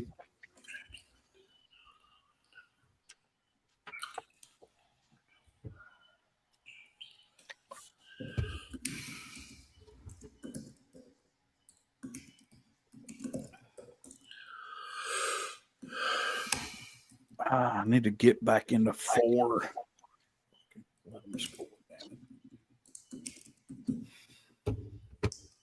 All right.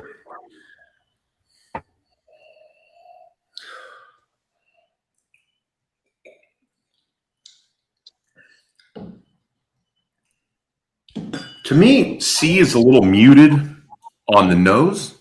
Okay. I'm digging it, but it's definitely.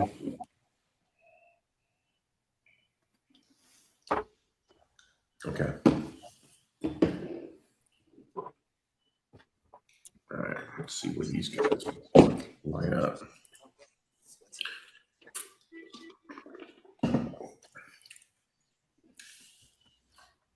I like it. On C.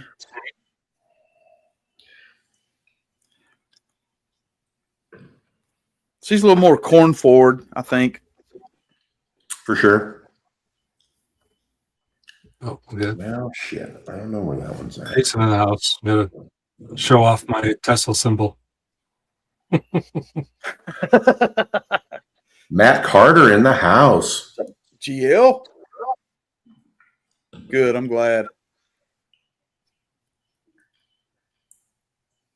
Hey, Matt, I got to send you. I'll text you Gunderstruck's address. He won that Old Glory bottle a week or two ago.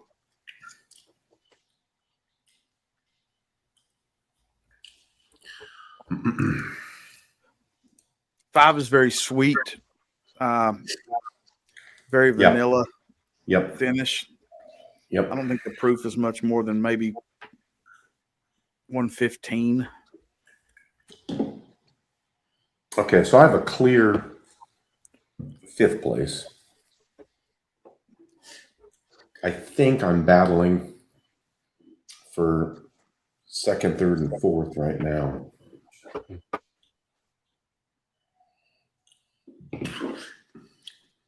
think I've got Jesse. Oh, we got Mash and Drum in the house. Yeah.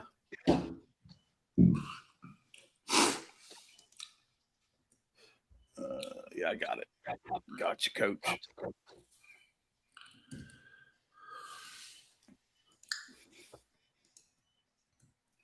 Nah, we're just trying to go through them. Yeah, I mean, if you guys want to make guesses at anything, I have distillery proof, age, finish. If you want to know anything. Yeah, the Queen share. That's what it was, Matt. Thank you. There's a little funk on that now. Yeah.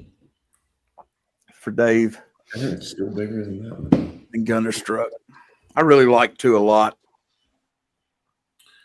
Or B. Do you like B, Toby?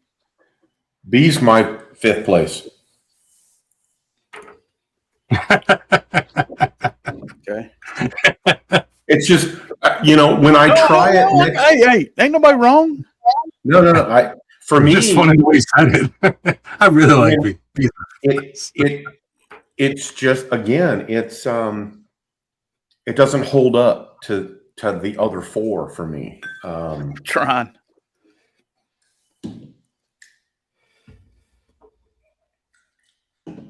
Yeah. I can see that.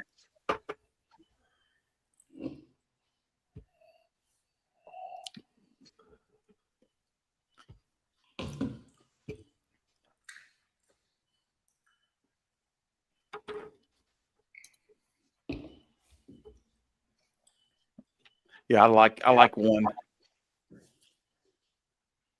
Damn. Okay.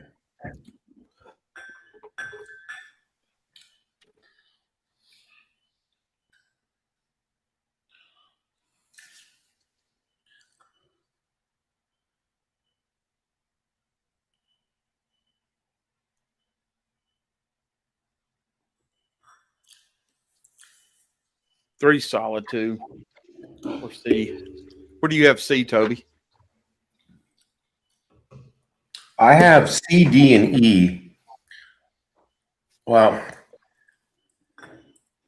right now I have a clear fifth place. I don't have a clear anything else at the moment. I'm with you. This is hard, man. This is freaking. I got a question for you guys. When you guys are doing these like tasting notes or blinds, do you go all about tastes, or do you go by like, does this remind you of something? For example, I was doing a blind the other day, and it reminded, like, I got like a lip, like the proof like was like tingling on the lips, and it reminded me of, like other things outside of whiskey, like, and it won the blind for me just because of that, because I automatically went to a memory of something else that was pretty awesome. But like, does that, or do you guys just strictly nose, palate, finish? Are you guys professional about it, or you're like, oh no, this makes me write something cool happen, so this one's gonna win? I just go through and see at first what stands out, and then after that, I just kind of roll with it and realize what's my favorites up front. Yeah. And then I'll nitpick the hell out of those real quick, and then I'll go back to the second group that I didn't put in that first lineup and try to see, okay, did I miss something? If I didn't, then they'll stay on the bottom end. Then I'll try to guess the bottom two or three, and then I'll reevaluate the top three, two or three. Do you guys ever revisit blinds? Like do the same blind again at a different time to see if I have with changes? Like Elijah Craig barrel proofs and Russell's single barrels a bunch. I think. How does that normally go? Does that normally usually stay the same, or can it be completely different? No, it'll change. It can change real easy. Both of those can change for me. Because I was wondering if, like, I mean, obviously taste buds, what you eat beforehand plays into it. Like if you got a cold or whatnot. Man, I had a cold like 2 weeks ago. I was drinking hazmats like it was like 100 proofers, like, oh, I could actually taste this. This is pretty cool. I called it the COVID blind. But I don't know if we could say that on the stream. But I sometimes wonder if like time of year matters. Like if it's warm out and humid right now, does that change your palate or change what's good rather than like when it's cold out? So I'm trying to, in my mind, think of like a blind to do in each season with the same stuff to see if it's still like what's the winner, what's the blind of the year kind of thing. Okay. I think something I like to do is once I get a blind that I like most of the pours or they're very solid, I like to take them outside and have a cigar and see what works, how it changes, opens it up a little bit. And then, because I'm newer to cigars, right? Like I'm not a cigar connoisseur or anything like that, but I like them. And I like taking them and taking a blind that I've done of stuff that maybe I don't have and going out there and seeing how it either works really well or not good at all. It's amazing how it changes for me doing that. And that's something I like to do with if I have a leftover from a blind or something. I do that a lot. Just to see how it changes. I think in Dusty's Screen Mystery, right? I think Ed was talking about that. He went through it. Ed had things change for him without and changed totally. Yeah, they changed kind of radically for him. It's amazing what just a small cigar does to your taste buds, and then it just changed. I've had one that just flip-flopped. It's like your worst one was one of your favorites with the cigar. And like the Old Nimmer, honestly, that's how I found out I liked it, because when I first opened it, it was good. It was okay. But then I had a cigar and I was like, oh, this is really good. Yeah, as I'm more thinking about it, I'm trying to think of what would be a cool blind. That would be a cool blind is doing 4 or 5, Yeah. and then like maybe eating something, like a piece of chocolate or something. Like give everybody the same thing, and then have the blind after that, and see what changes. Rankings change if it does at all. Just don't do what I did last night and slam a freaking tuna sandwich right before. Everything tasted like battery acid when like the first 3 runs through. I'm like, I'm fucked. I have no clue. And then you guys all saw me. I went out to the garage and I got some sparkling water, just to kind of try to clean and reset the palate. And then things started to kind of come through. I tell you what, who does that? Kevin, you talk about that, but I think someone who does that really well, if you want a unique tasting, Bardstown, when you go in, they do amazing pairings with their bourbons and whiskeys, from cereals to chocolates to, I think I had a Snickers bar, Reese's, Honey Nut Cheerios, and Fruity Pebbles with my blinds that we had. And I think that works. It worked really well with what they had. They paired it really well. And I like that. I was like, that's unique. Something I've never seen before or done before. You know that there's somebody like in the back room at Bardstown with some medicinal ganj, and he's figuring out the Fruity Pebbles going with the, he's just got the munchies. And what goes best with this, Cheerios or Fruity Pebbles or, what's funny is you eat the Fruity Pebble and you think, okay, I'm going to get a lot of sweetness or something out of this bourbon. And you don't. It's just full grain on after that because of the grain note on the Fruity Pebble. You take the sweetness out of it because it's so overpowering. It kills the sweetness in the bourbon and all you get is grain. So you really get to taste that grainy note. And if you like it, it's insanely good. And that, Okay. I think yeah. Marty, I think I'm. See what Jason says there is that like in the barrel house is the worst place to do the barrel pick. I would like to know, is it because it's warm or cold or because the smells you get from the barrel house? It smells like barrel house, probably. Yeah. There's a guy who would know, though. All right. Oh, did you see what Nancy said about tasting it in California versus tasting it in Florida? That's crazy. That's what I think would be cool is maybe we figure out something and do it like the seasons and then have like a year-end blind. That'd be kind of cool. You get 5 of the same things 4 times a year. What ranks the best? Or we just blind of the year, Or we take our favorites out of every blind and put them together at the end and see how they hold up.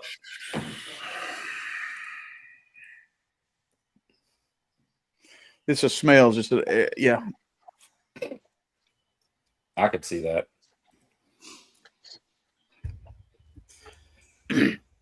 Toby, do you have a least favorite? Yes.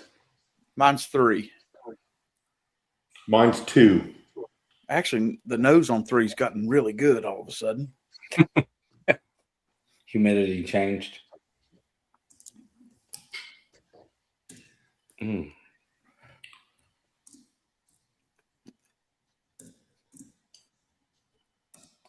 No, I didn't just spill all over the place. I'm with you on that. A paper towel in my hand. Two's a little thin, isn't it, Toby? Say that again. 2 could be a little bit thin. That's it exactly. There's not a bad pour in this, but it's kind of like what we were saying with the 5th or 4th place in Trey's blind, that they were the ones where you could pour them, slam them. You're not thinking about it. You don't feel like you have to dissect it. But now I'm getting down to these top 3, and it's like I'm dissecting the shit out of them. And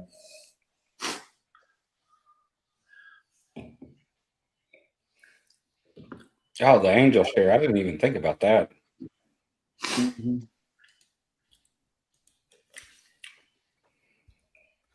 Oh yeah, I mean, that makes sense though. I can't. I remember doing a blind flight at Bardstown. You know, they go through and they give you a bunch of tastings in the rick house, and then I remember going to the bar and having a pour of the same thing I had in the rick house, and it was like, this is not the same thing I just had. Right. It was totally different. Right. But that's crazy how much influence location can have on your experience. Well, and it may be the location because of the visual or the olfactory, you can just be, kind of really wowed by the whole experience and kind of having to get past all that. I mean, it's kind of like me when I sit outside by the campfire. There's certain bottles I take outside because I know they won't be as affected by the smoke from the fire, because it does throw me off. Okay. I mean, what bottles are those? So it's usually a spicier or a rye because they're a little stronger profile. I've noticed that if I have a weeder out by the fire, it kind of mellows it out a little bit. It's just subtle. It just doesn't hit like it does when I'm not there. But typically, if I'm outside by the fire, I'm having a cigar anyway. So I usually like a rye or something with a little spice kick to it, a little leather. That makes sense. I agree. If I'm smoking a cigar, I usually want something that's a high rye bourbon or a rye. If I'm smoking the pipe, because pipe tobacco, a lot of it has more spice notes. And so I want something that's lower in spice and just kind of sweet, mellow, so it's a contrast. I mean, if you go spicy bourbon and spicy tobacco, you can really get out of whack. So tobacco pipe. Glad you specified. Wasn't sure what kind of pipe you were talking about smoking. Correct. Not the other.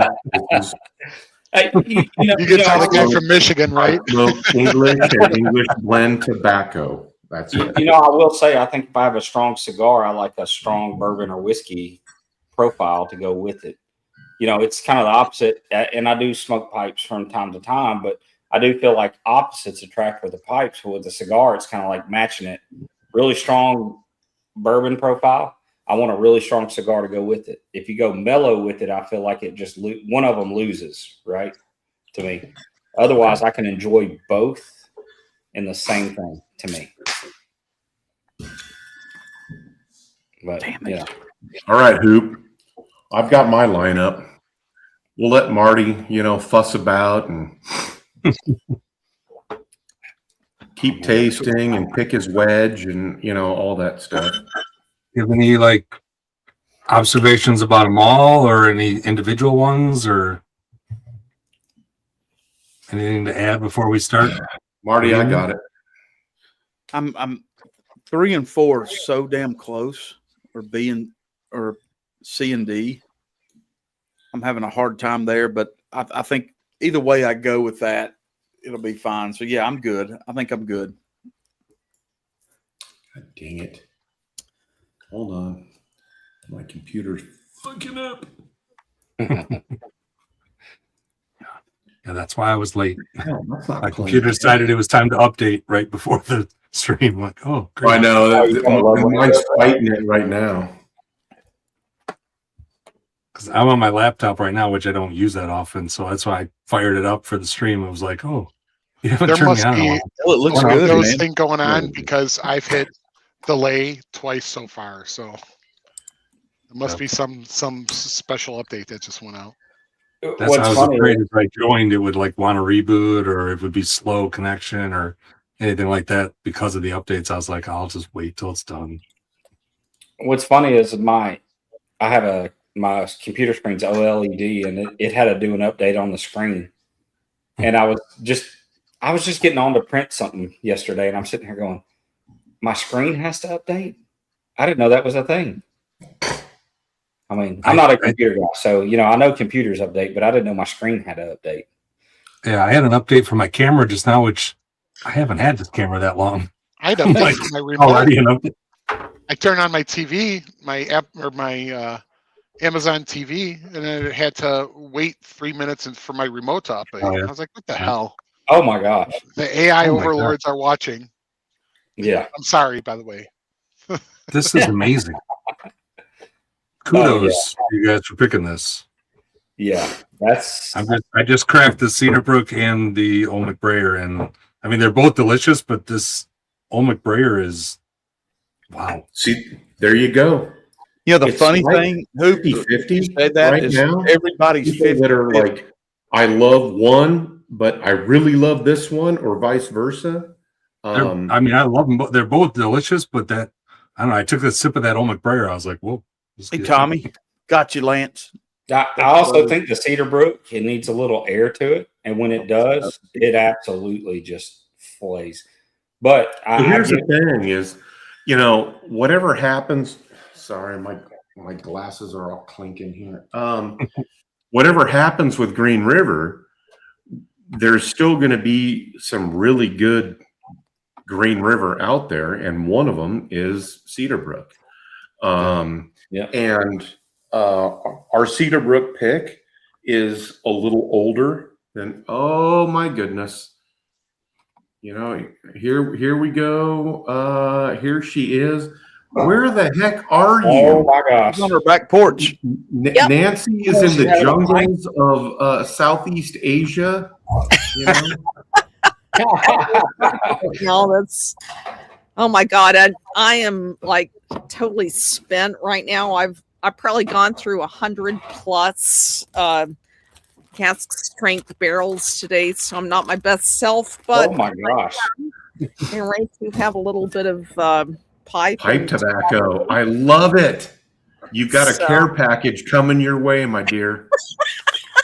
Yes, sir. That's I'm not I mean I feel like a zombie right now, so I'm not the clear as dead. I'm just gonna get a little bit of tobacco in my pipe right now and get kind of going on that. Just hang out. I'm just sitting here for the ride, man. That's Just hang Well, the out. question Hang is, out. when you've There had you a go. day like that, what pipe tobacco do you go with? Oh, she's Well, English. I've got it is, but I also have a local blend that's called Pacific Coast right Oh. now. So it's kind of like a Cavendish blend, but Okay. I think it's not entirely English because I kind of taste something that's a little bit how American Cavendish can be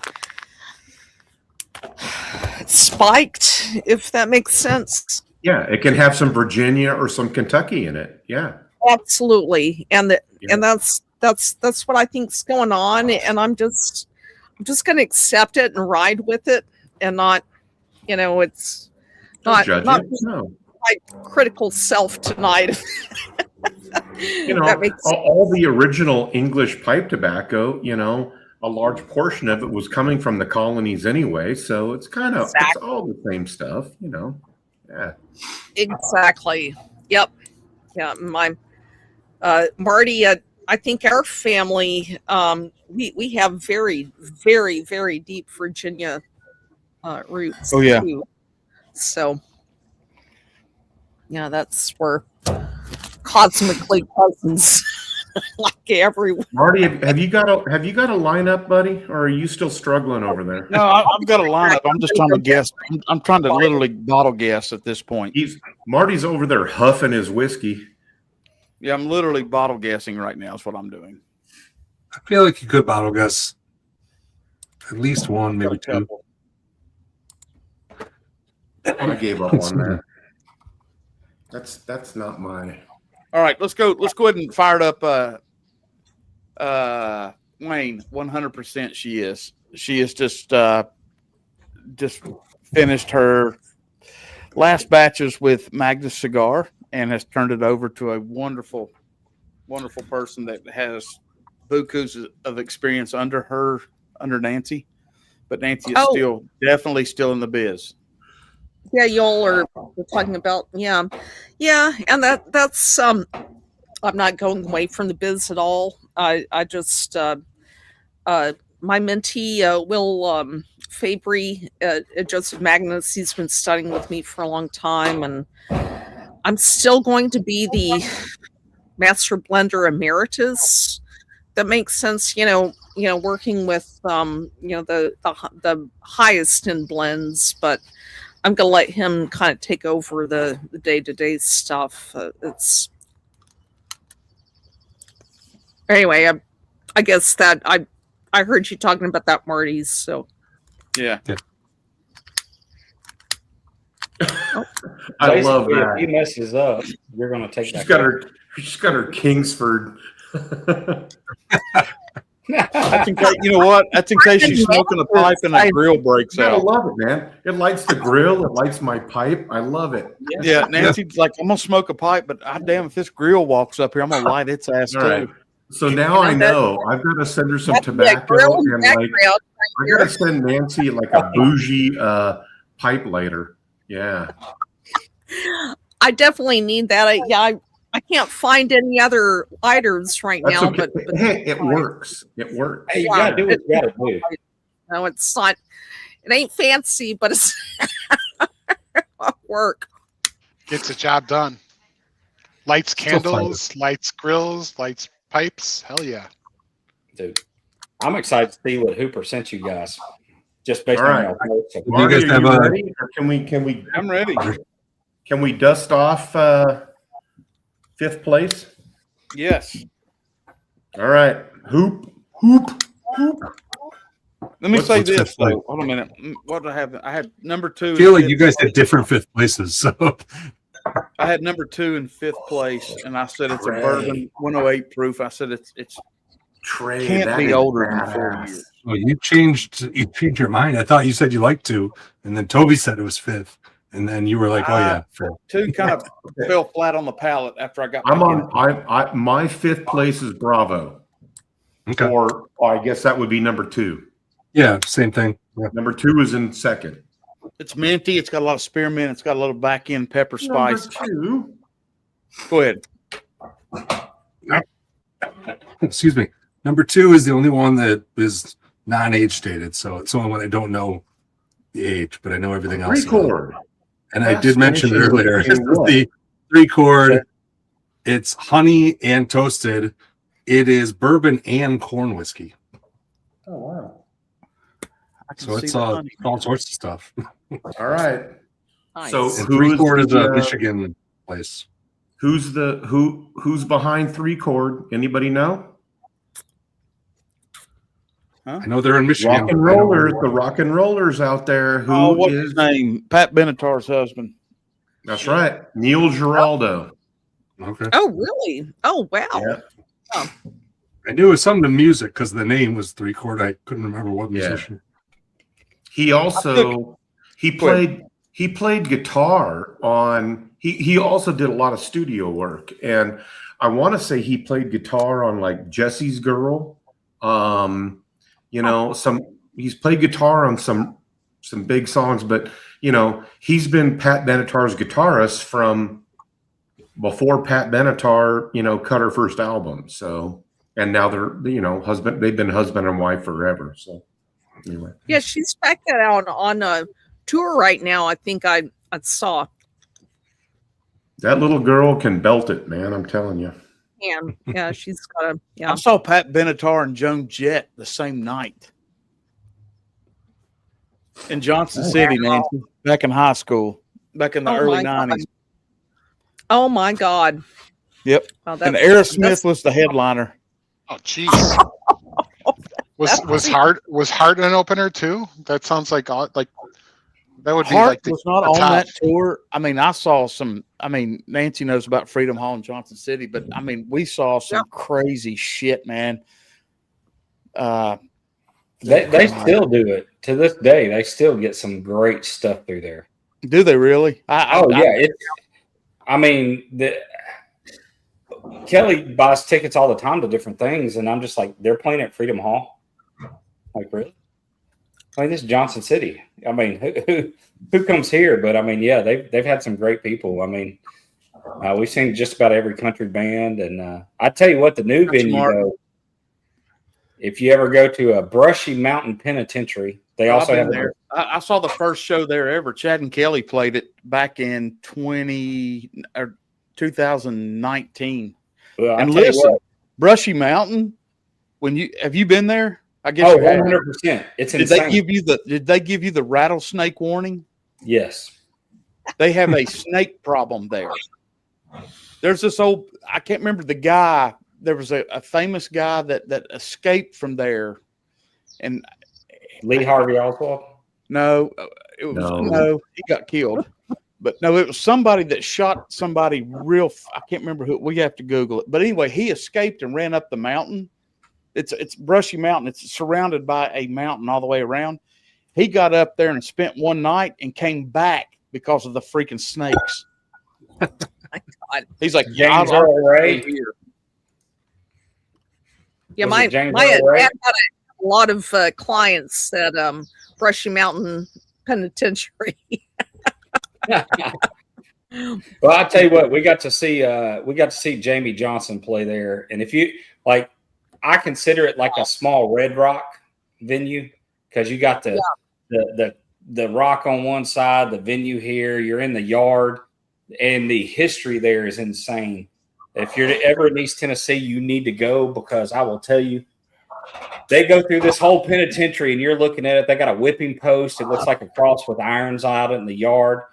And they talk about this pit that they had that was in some caves. It's like literally they got thrown into a hole in the ground that was a cave with no sunlight for days. And then they tell you, oh, yeah, it shut down in 2010. Like, you would have thought it was in the 1800s, how bad it was. That's it right there. James Earl Okay. Ray. James Earl Ray. Let's go around the horn really quick. What's the best concert you've ever seen? What's the concert, your number one concert? So that's easy for me, but it's not my favorite band, but it's my favorite concert. But I'm going to let everybody else go first because. Well, no, go ahead. Go ahead. All right. So I love this band, but they're not my favorite band. But this was the first time I saw them in concert. I got to see Motley Crue on the Carnival of Sins tour, which was when they first got back together. They were all sober, and they did the whole kind of carnival of.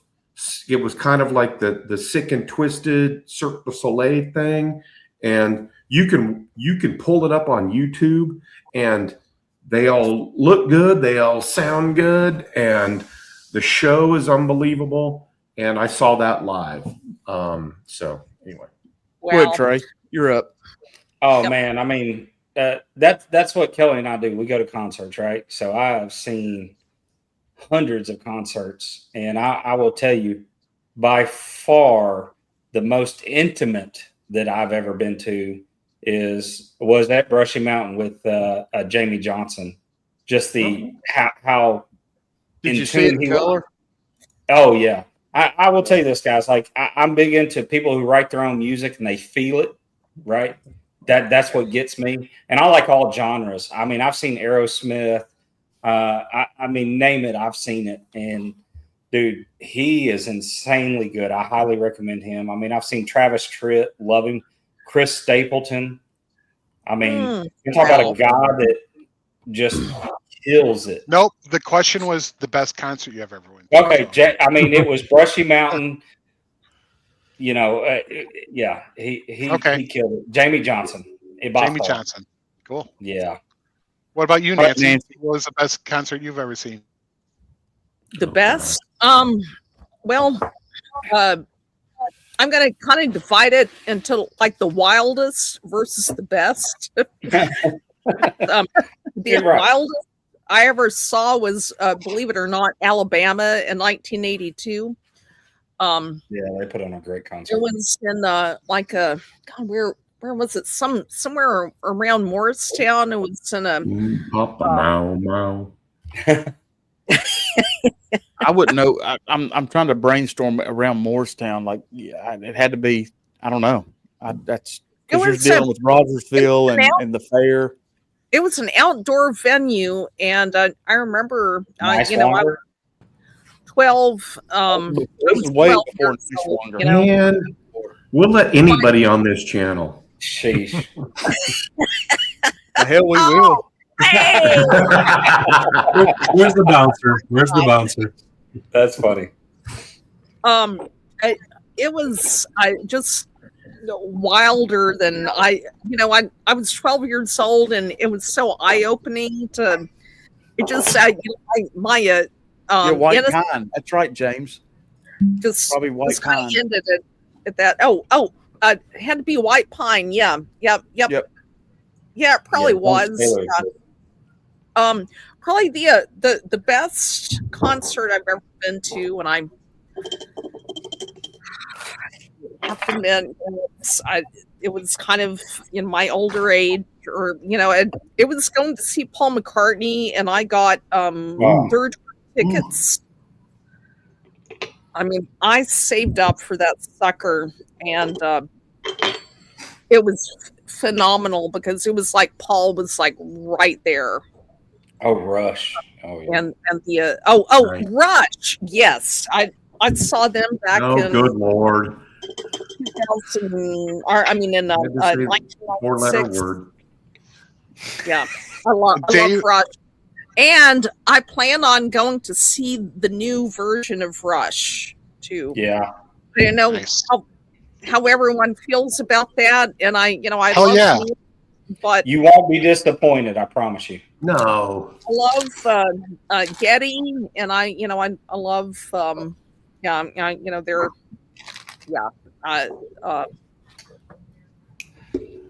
Hey, if there's any two guys that are going to carry the torch with the most respect for the fallen member, it's going to be Alex and Getty.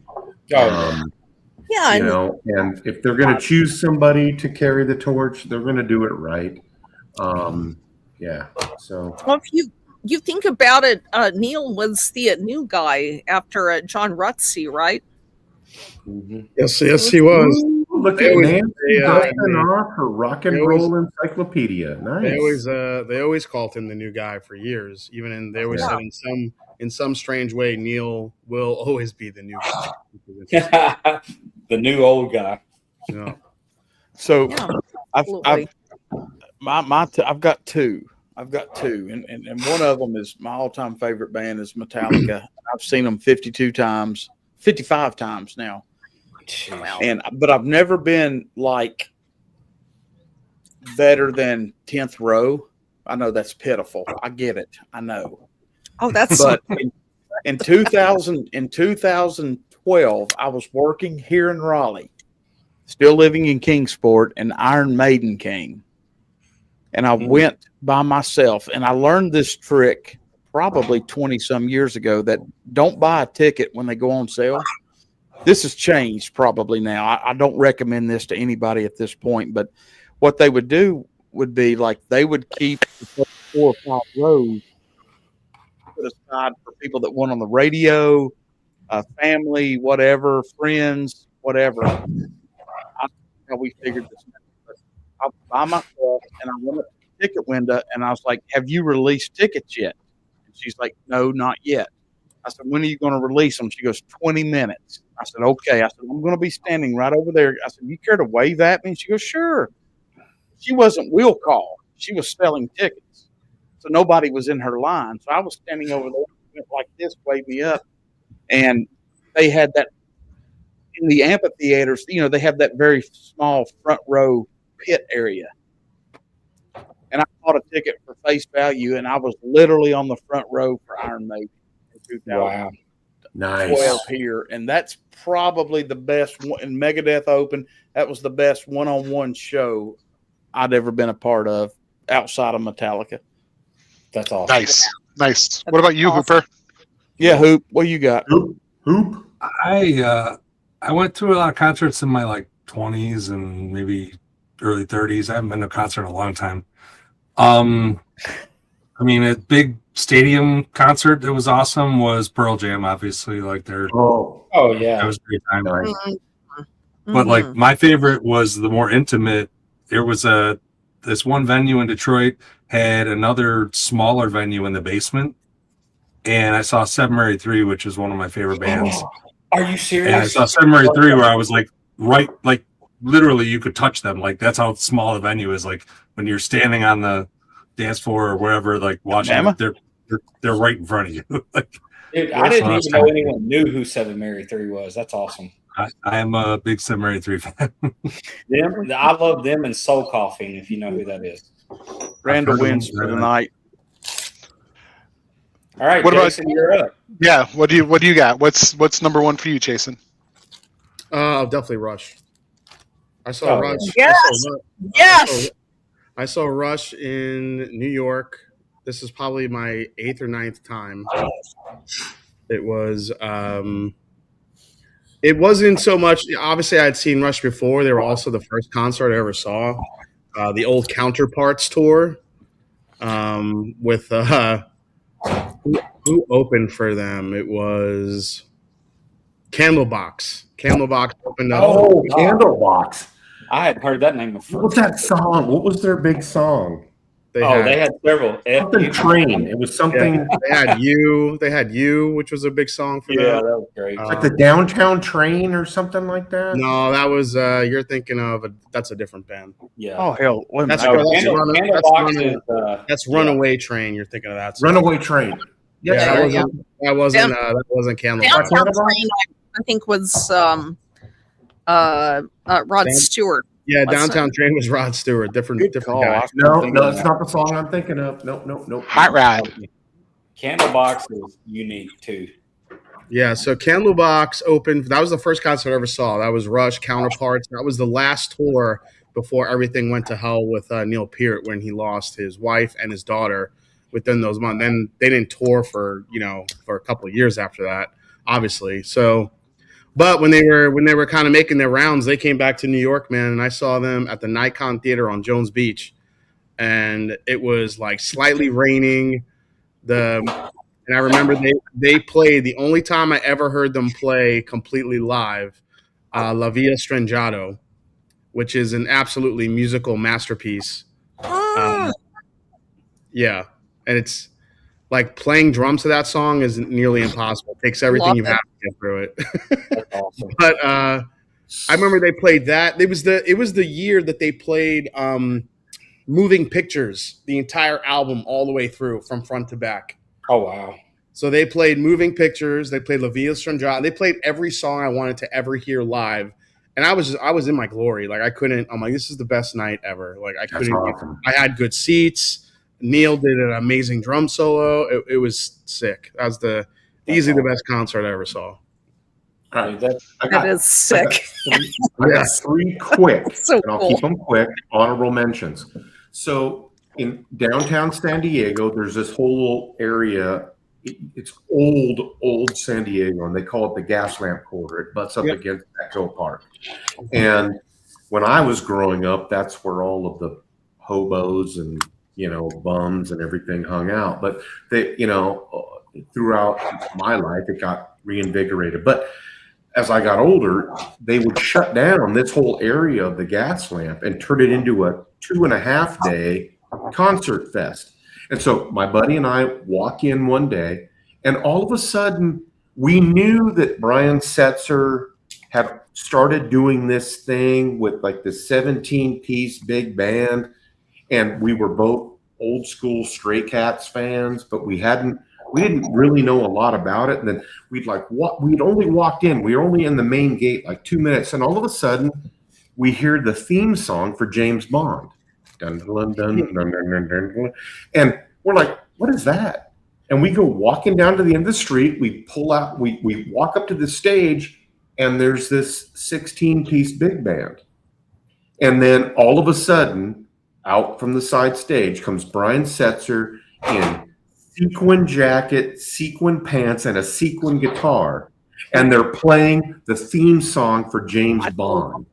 And he's got the guitar going and everything. And That was a fantastic moment. Now, prior to that, I got to see at the San Diego Sports Arena, they played for 2.5 hours. It was Guns N' Roses, the original 5 Guns N' Roses, and then they went off stage. And the lights came up. It was, and people are starting to leave, and then all of a sudden the lights go back down, and there's some spotlights on the stage, and all 5 guys come walking out carrying folding chairs. And the original 5 guys all line up on the front of the stage, and they played for like another. They just said, "Hey, we're not ready to leave. Are you guys ready to leave?" And the original 5 guys played like for another hour, but it was all acoustic. I mean, Steven Adler was playing bongos, and Izzy and Slash and Duff were all playing acoustic. It was fantastic, amazing. But the last one was, and there's a really special note with this one. I got tickets, including backstage passes, to go see Ringo Starr and his all-star band. Oh. And this was 1997. Yes. And I know this so I know this real specifically because it was actually it was May 4th. I got to think. May 4th, 5/4/97. It was a Sunday, and got to see Ringo Starr. Peter Frampton was the guitar player. It was Ringo and the drummer from Bad Company. The keyboard player was from Procol Harum. And anyway, they played. Frampton had.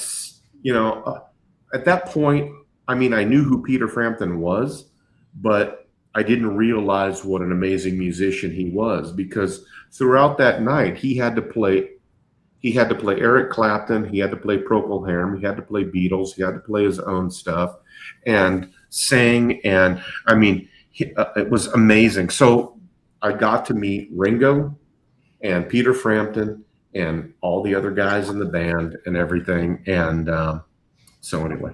That's awesome. Right. That's pretty cool. That's really freaking cool. Dave Vogelson, he put Pink Floyd in '77 at Soldier Field. Dave, I know I'm aging you, but my dad was at that concert, and he talks about how that's his favorite concert of all time. Mostly that he got super high and they had like a pig floating, and he's like, I don't know what the hell is going on. They did that for a long time. I know, but my dad talks about that Soldier Field 1977 concert all the time. Somebody mentioned Tom Petty in the chat. Tom Petty that's the artist that got away. That's the one artist I wanted to see live. For sure. Me and Jenny too. Yep. Dude, living in Greenville. I mentioned that I just now bought it'll be coming to me, and I'll be posting on my Instagram. I just now got a Rickenbacker 12 string. Oh, and whoa, it's from the like 2005 or so, but I'll be posting that my new Rickenbacker here really soon. Oh, that's awesome. If you're not old, I've been wanting. If you're not old, you're seasoned. You're seasoned. What? I mean, certainly George Harrison, was well known for playing a 12-string Rickenbacker. But what's the guy from the Byrds? Remind me. Oh God, what is his name? Through everything, turn. Oh my God. I forget his name. He actually, pays tribute to George Harrison. He's like, what's the guitar he's playing? And then he goes out and gets one, and he plays. Roger McGuinn. Oh, was it? That's it. Roger McGuinn. Roger McGuinn. Right. I thought it was Tony Monroe. I was thinking, that was the only other one I know. But I got to go pick up my son from his first job ever. But my top concert before I go was one that I didn't want to go to at all. I was in a bad mood, and I went to this concert. New Kids. It blew me off. Yeah, New Kids and KOTB. No, it was STP, Stone Temple Pilots, that opened up for Red Hot Chili Peppers.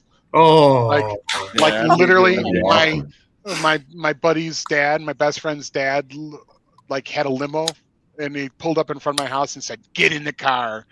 Got in the car, and it was STP at its peak and Red Hot Chili Peppers. Like it was one of those. I was in a bad mood, and then I was like, "This is Had to be like day ever." Afterwards, Yeah. So that's what sticks out for me. I'll be listening to you guys, but thank you very much Kevin. for hanging out. Thank you, Good night, Kevin, for the Kevin. bottle giveaway. All Thank right. you for everything, buddy. Yeah. Let's go ahead and let's finish this blind, Toby. Let's go through Yeah. it. Oh shit! Yeah, we're not even. Oh, yeah, there's one. Where are we at? Are we? We're did we on- get- We've only reeled one. One bottle. no. Are we on 3 or are we on 2? I think we're on for your 4th place. I think we've only reeled one bottle. Yeah, we're only Okay, on. all right, so we're on 4th Hey. place. All right, here we go. Hey, you've got a 12 string there, don't you? Oh yeah. That's one of Oh, my buddy. babies. That's one of my babies. Oh my God. Oh my God. It's great. Enjoy playing it. I'm kidding. Oh, I'm playing it, but it's no Hooper. You gotta tell us about this blind. I'm actually curious to see what Marty and Toby picked. All right, so You guys have a 4th place? Later, I want to hear about that, though. I think- Anyway, yeah. We will, Did we Nancy. agree No, that- absolutely. did we agree that B was in 5th? Yeah. Or 2 That's was the in only one I 5th? revealed Yeah, with E. Both, yeah. you both said 5th. All right, so I've got A or number 1 in 4th. Me too. And I'm going to tell you right now, that is It's a good. honey barrel finish, 107 proof. It could be Starlight. I don't know, but it's a damn honey barrel finish all day. All right. So you It's get not. 2 points. You got the finish right and the distillery right. You're just 10 points off on the proof. Thank you very Oh, much. look at that. Is All the right. Starlight. The only honey third finish. time in my life I've ever bottle called something. Thank you very much. Who, Uh, did you reveal? 117.5. Did you reveal 5th place? Yeah, 5th place was the 3-quart. Oh, that's right. That's right. Okay, I'm sorry. Okay. Well, that's awesome, Marty. Nice job. Yeah. I like, you know what? Those Starlight honey barrels are about as good as they come. The only thing that I think is better or close to is the Detroit City honey barrel finish. That bourbon My jerk buddy sent me. got one of those. That dude is solid. These things don't overpower, and I think those are good. I know a lot of people don't like that sweet honey finish, but I do like that one. The Detroit Okay, City honey barrels are way better if you get a pick, like a store pick or something. Yeah, The shelter I had once, it was a little harsh, a little young, but the store pick my buddy got is so good. Okay. third place, Toby. Go ahead. I've got the D. I do too. God Almighty, I do too. 3. D. You guys are in sync. I said it's This is Ambirana probably- somewhere. It's got Say Ambirana in it. Nope. You're Everything shitting. you earned with the last one, you lost with this one. I'm not There's getting any Ambirana. in 3. That's all Marty. Marty, This is, I You would believe, like my the newest Amber. one of those, of the 5. I'm sorry, cousin, but Oh, a I'm cut just- above. Oh, Crittenden. oh Single barrel. wow, okay. Oh, nice. I like this. Is Good. really It's good. fantastic. Double oaked. Yeah, this is a pick from Brutally Honest Bourbon. Double oak, single barrel. Yeah. It's really good. Look how dark it is. So dark. It's Yeah, it's that's double good. oak, but it's not over oaked. Color's great. Nose is great. It's but the spice on it is killer. What's the proof? Oop. I think this. So that was the other thing. I mean, I haven't revealed the other ones yet, but I said 121. the proof difference between all of these picks or all these bottles is 6.02. Like they're all very closely Okay. knit. What is the proof on this one? Is the Crittenden? the Crittenden is 111.46. Okay. Damn. All right.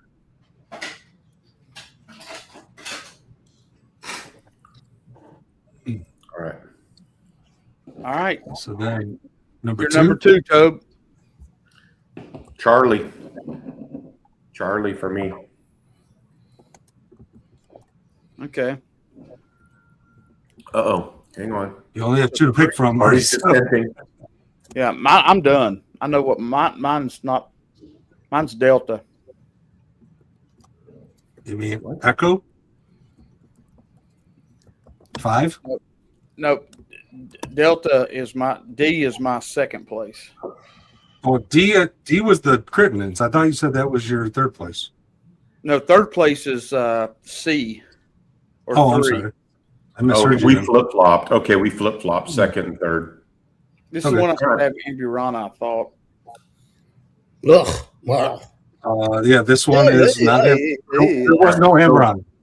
There was no Ambron. Okay, so it's I've still got number 3 or C in second place. What is that? Yeah. So this is Marty's 3rd and your 2nd. This is C. Oh, I got that bottle. Shit. Yeah. damn it, Toby. Yeah, that's really good. It's a solid bottle. Yeah, I've got That's 4 really or 5 bottles from those folks. Yeah. It's single barrel, but it's just like I think it's a show. I don't think it's a pick. It's just is it Bourbon Outfitters or one of those guys? Yeah. Something like that. And then it's toasted, 6-year HK Young. Pretty good. Pretty solid. Okay. All right, EJ. I've got Echo. I've got 5 in first place. That's your first place for both of you? Mine's Yep. And it is also my favorite. Kelvin Backbone. I guess Kelvin Backbone. Ooh, okay. It is not Backbone. It is an NDP. And you guys can't see the bottle probably because of my giant noggin. Oh, That's It's Bourbon 6. Evermore. So it's a couple years old now, I think. Bourbon 6. I went up there with a few of my buddies, and I love this bottle. This is my second one right here. It's unopened, but I just finished my first one, which is what you guys are drinking, and I haven't opened the second one yet.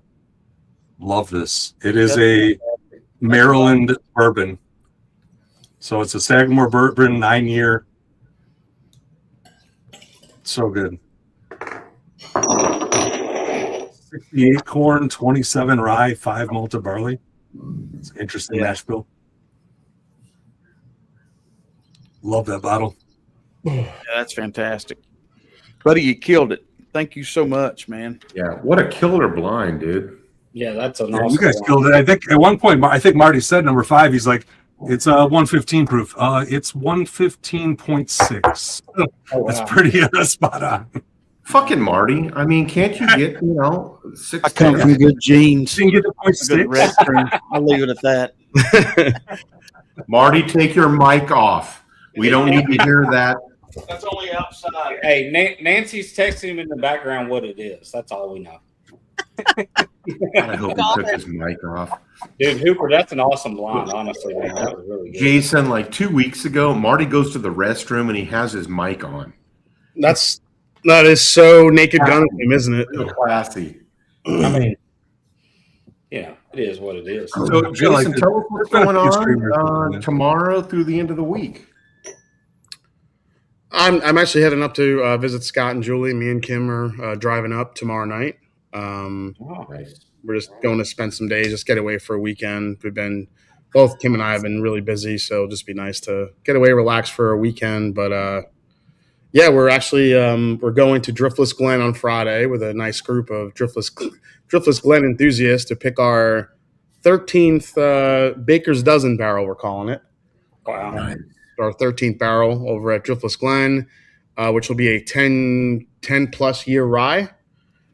Not many of those around, from a barrel pick standpoint. So, and then I think we're going to get to pick a weeded bourbon from them, which are really, which aren't very accessible. So, hoping to get 2 barrels while we're there and just hang out with some good folks. So we're excited. Awesome. Yeah. You gonna hang out with Dan and the wife? What's that? Are you gonna hang out with Deathless Dan and his wife? Yeah, Dan and Aaron, I think, are coming. Oishin, I think, is visiting. We got Jason Coates, and we got some. We have a good group of Driftless Glen mega fans. So I thought this would be a kind of a cool experience for them, since these are rarer barrels that we're going to get to try and see what we can find. So, dude, when they were at the Blitz, they did an amazing job. So I'm curious to see what you bring out of there. yeah, me too. I just want to. My biggest question. Obviously, the whiskey. Some of those ryes, like if anybody had Fruity Pebble Spice, that one, that was a rye, and it was so fruit forward, and it had lime and a little hint of watermelon and grape, and I mean it was all over the map on that for a rye whiskey, and we were so intrigued by it. And I'm wondering, like, as it gets older, does that go away and the oak takes over? Does the oak balance it out? Does it get even more fruity? So I'm really excited to try those 10 plus years barrels, because the oldest one I've ever had, I think, was been 7 or maybe 8. So I want to see another couple of years in the Wisconsin weather. We'll see what those barrels do. That'll be interesting. Yeah. Nancy, are you still got stuff coming from Jay Henry? Oh, absolutely. As a matter of fact, that's what I've been working on this week. I think you told me last week or week before that's what you had coming up, and I just assumed that's what you were digging into. Jay Henry limited edition coming up right now. That's what I've been working on today and yesterday as well. So that's kind of why I'm a little kind of flustered. My best right now. We'll just say flustered. Nancy, I don't know if you've mentioned this before. I know we've talked about it, but any update on the Murray Hill special release? Is that close, or? We just put that. So the ages are 12 years to 20-year-old. The 20-year-old being the Q Yeast, 21 percent rye bourbon from MGP, that's actually in. It's taken me a while to kind of source the barrels. So the big thing that I was looking for was a Ukrainian ice wine, which we got, and with war and everything going on, it took 2 years to get those barrels. So it's finishing in Ukrainian ice wine and also some Michigan State white port. Wow. Well, so that's the blend right now. I'm getting ready to reach out to my mentee, who'll later this year become the master blender at Joseph Magnus, Will Fabry. But anyway, yeah, that's working really strong on that. And I don't know if I know. I think I put a lot of posts out about this. I've got 3 years of family reserve from Joseph Magnus. They're coming up, and I thought we were going to have one this year, but I've got a 26-year-old coming up that's about 73% alcohol by volume. I also have the what I call the Liver Bruiser, which is a blend of Barton, that old Barton stock that's now, God, it is like 19 or 20 years old, but it's like 160 proof. And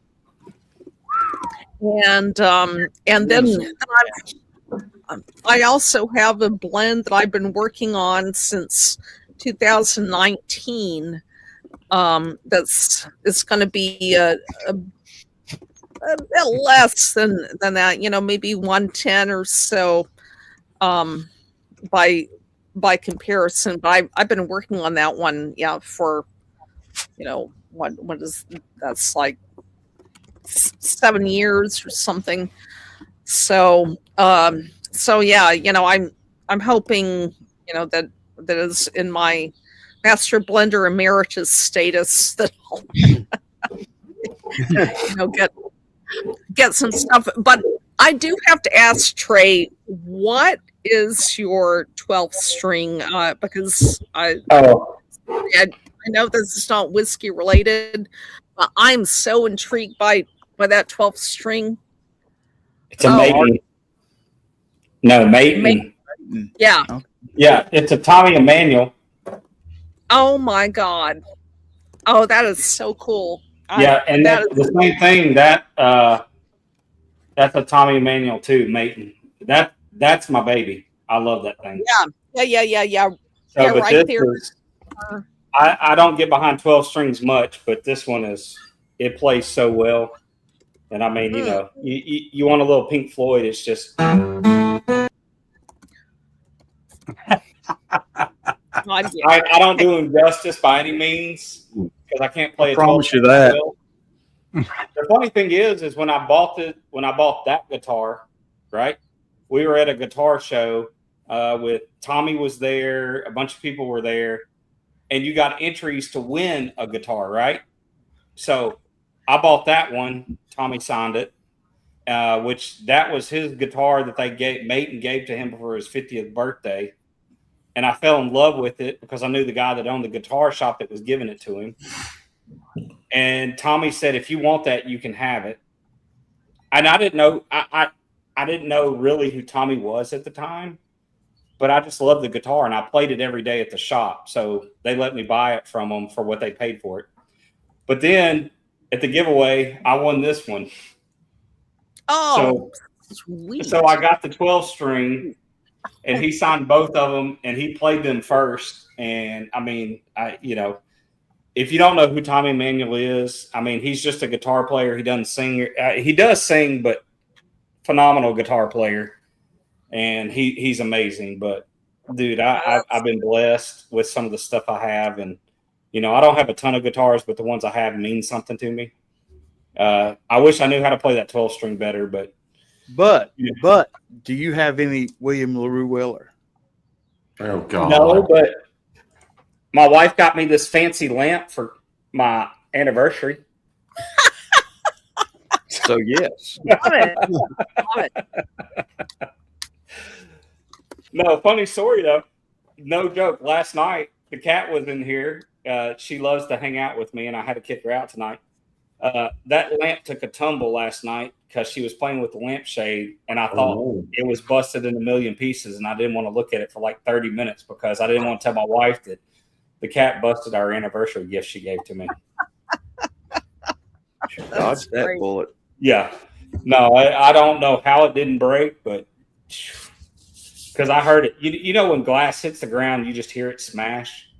But what it did is it hit another bottle and smashed that other bottle, and it broke in the ground. So, Jason, just said before I'm going to sign off here in a few seconds or minutes. So, but you did contact me, right? Yeah, I shot you a message on Instagram. Yeah. Okay. Yeah. Perfect. Okay. Yep. Yeah, I hope you enjoyed those. I kept trying to remember what I sent you. I think I sent did. you. I've been meaning to get back to you, and my apologies for. Oh, no worries. I know you're busy traveling on the draw, but yeah, I've been meaning to get back to you. So cool. Thanks so much. Looking forward to it. Oh, sweet. oh yeah. Don't have much left, but What? Ford hack. Tear it up. Two. Yeah. Is that one or two? That's two. I never got a bottle of one. You how many of the 7-year-old bottled and bond still Austin Jimmy Redcorn that just came out? Oh yeah. Wow, it's a big bottle. This is Look my how last. dark that is. Golly, And I that's- love the label. That is That's a big. fantastic label. You know That's what? how they should The just sell it label, right there. It's just Masking amazing. tape. I don't know, Nancy. You might get sued. It's on a little bit of a tilt like Bullet. Oh, God. Yeah, All right. trademark I got- policy. I better get my lawyers together. Then Yeah, trademark policy. A little bit of a tilt. Next You know, thing, Toby, that looks like the backbone. we yeah, yeah. that's, Next thing, the next thing he's going to be dipping it in red wax. Holy crap! you know what? And you know what? What's really bad is it's sending a Joseph Magnus bottle too. Nice. That's awesome. Well, That's you know, I just go with the empties, but this is actually before any kind of filtration. So Just need a UT law blend. See, Jason, you need to put a band together and have like a drum key band pick with like Nancy, you, and pick some other people that can sing or whatever, and have like the band pick. Oh my god, that'd be. Could you? That'd be imagine? epic. Hawk on the spoons. Jason, Hey, you have a juice harp. Hey, you gotta have a roadie. You know, you gotta have a roadie somewhere. Wait, did I say again, Nancy? if you take the kit, Mhm. I'll take bass guitar. Yeah. Oh. Oh my god, can we have a live Because- performance at Yeah. Bartown Blitz? Dude, that would be hilarious. That would be awesome. All right. Hold on. Hold on. Uh-oh. He's gonna pull out the banjo or something.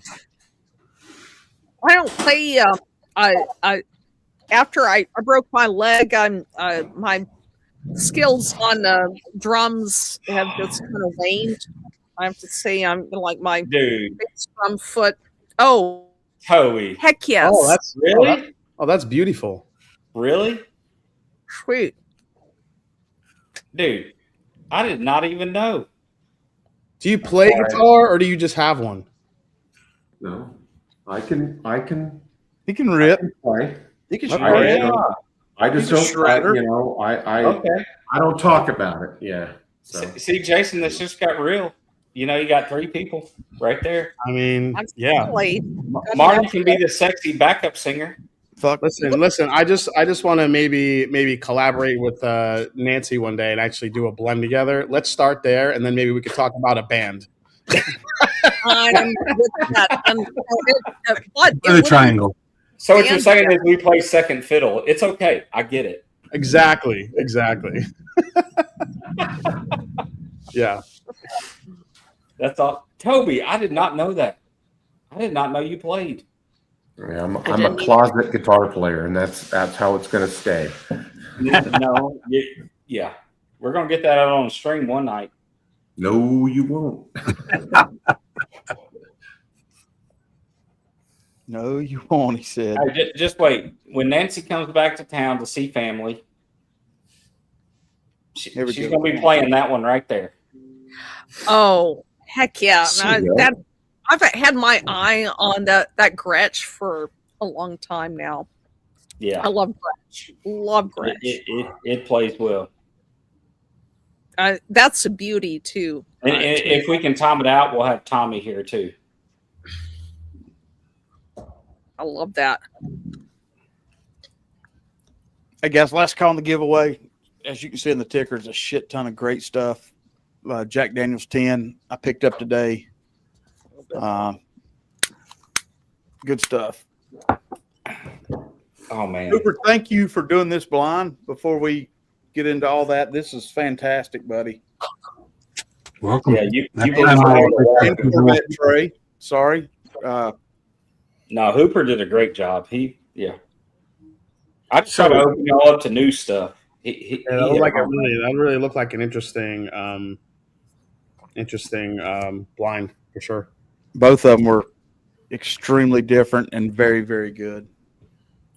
And we got to remember, Hoop's giving away a choice between the Jack JD Daniels Barrel Proof Rye. Rye or an Old Forester Black Label. Wow. O'Malley's giving away a Benny's Buffalo Trace pick, and then we got the King's, the extensive King's sample from Corvette Trey. Oh, sweet. I tell you what, as far as blenders go, I know Nancy's walked away from Magnus for a little bit, but Kings they're doing some interesting things. If y'all aren't hip on Kings yet, you need to be. Because every time I walk in that distillery, there's something different. Now it's They're in smaller East batches. What'd you say? They're in East Tennessee, aren't they? Sevierville. Yeah, Sevierville. What? Sevierville? Sevierville. Yeah. Get out of here. Yeah, Oh he my- worked with the guys with Screwball and things like that, coming up with that recipe.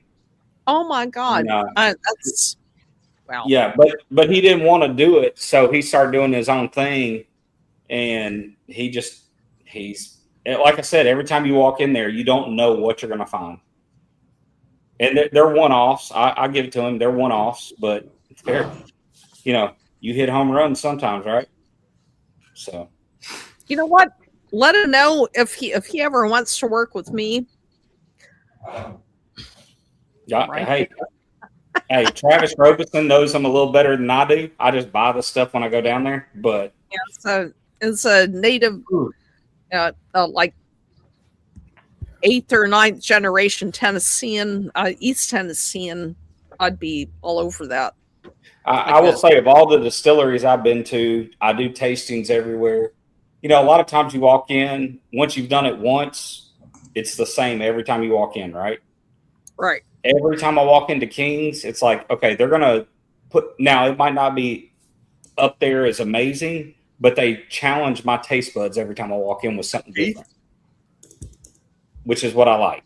They're pushing the envelope every which way. Like tonight, the guys had a toasted Amburana, but let me read the label to you.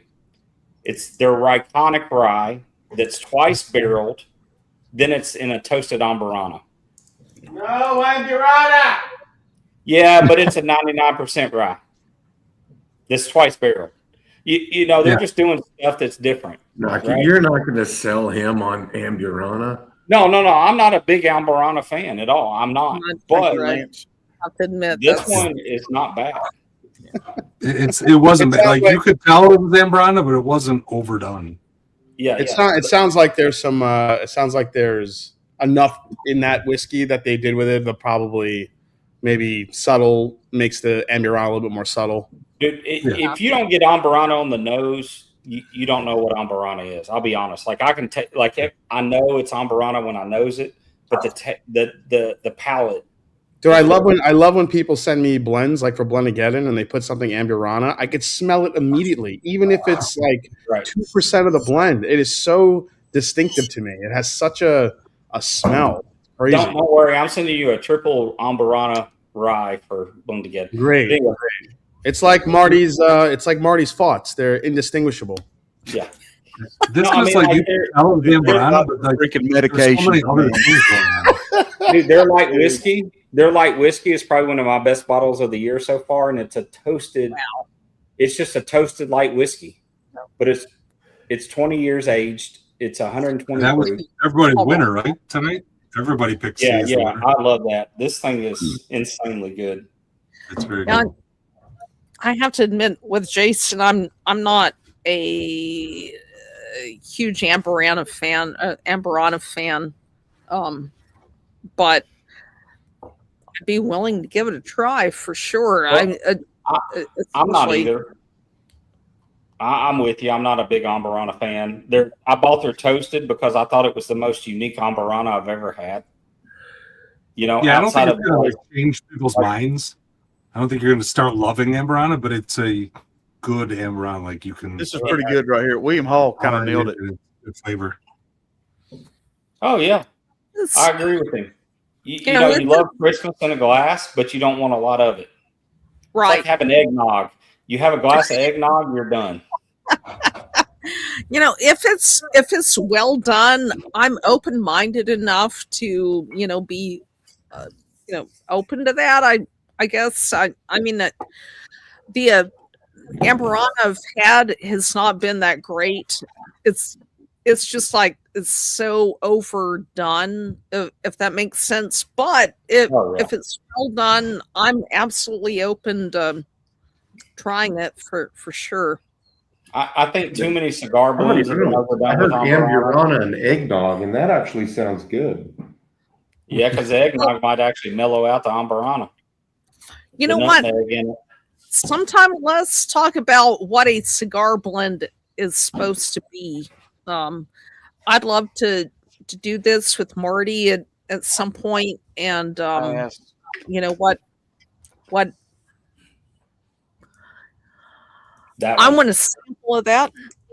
I I definitely give want you a to. sample of that. That's a great cigar blend because I actually don't think they put Ambarana in it. Yeah, they don't.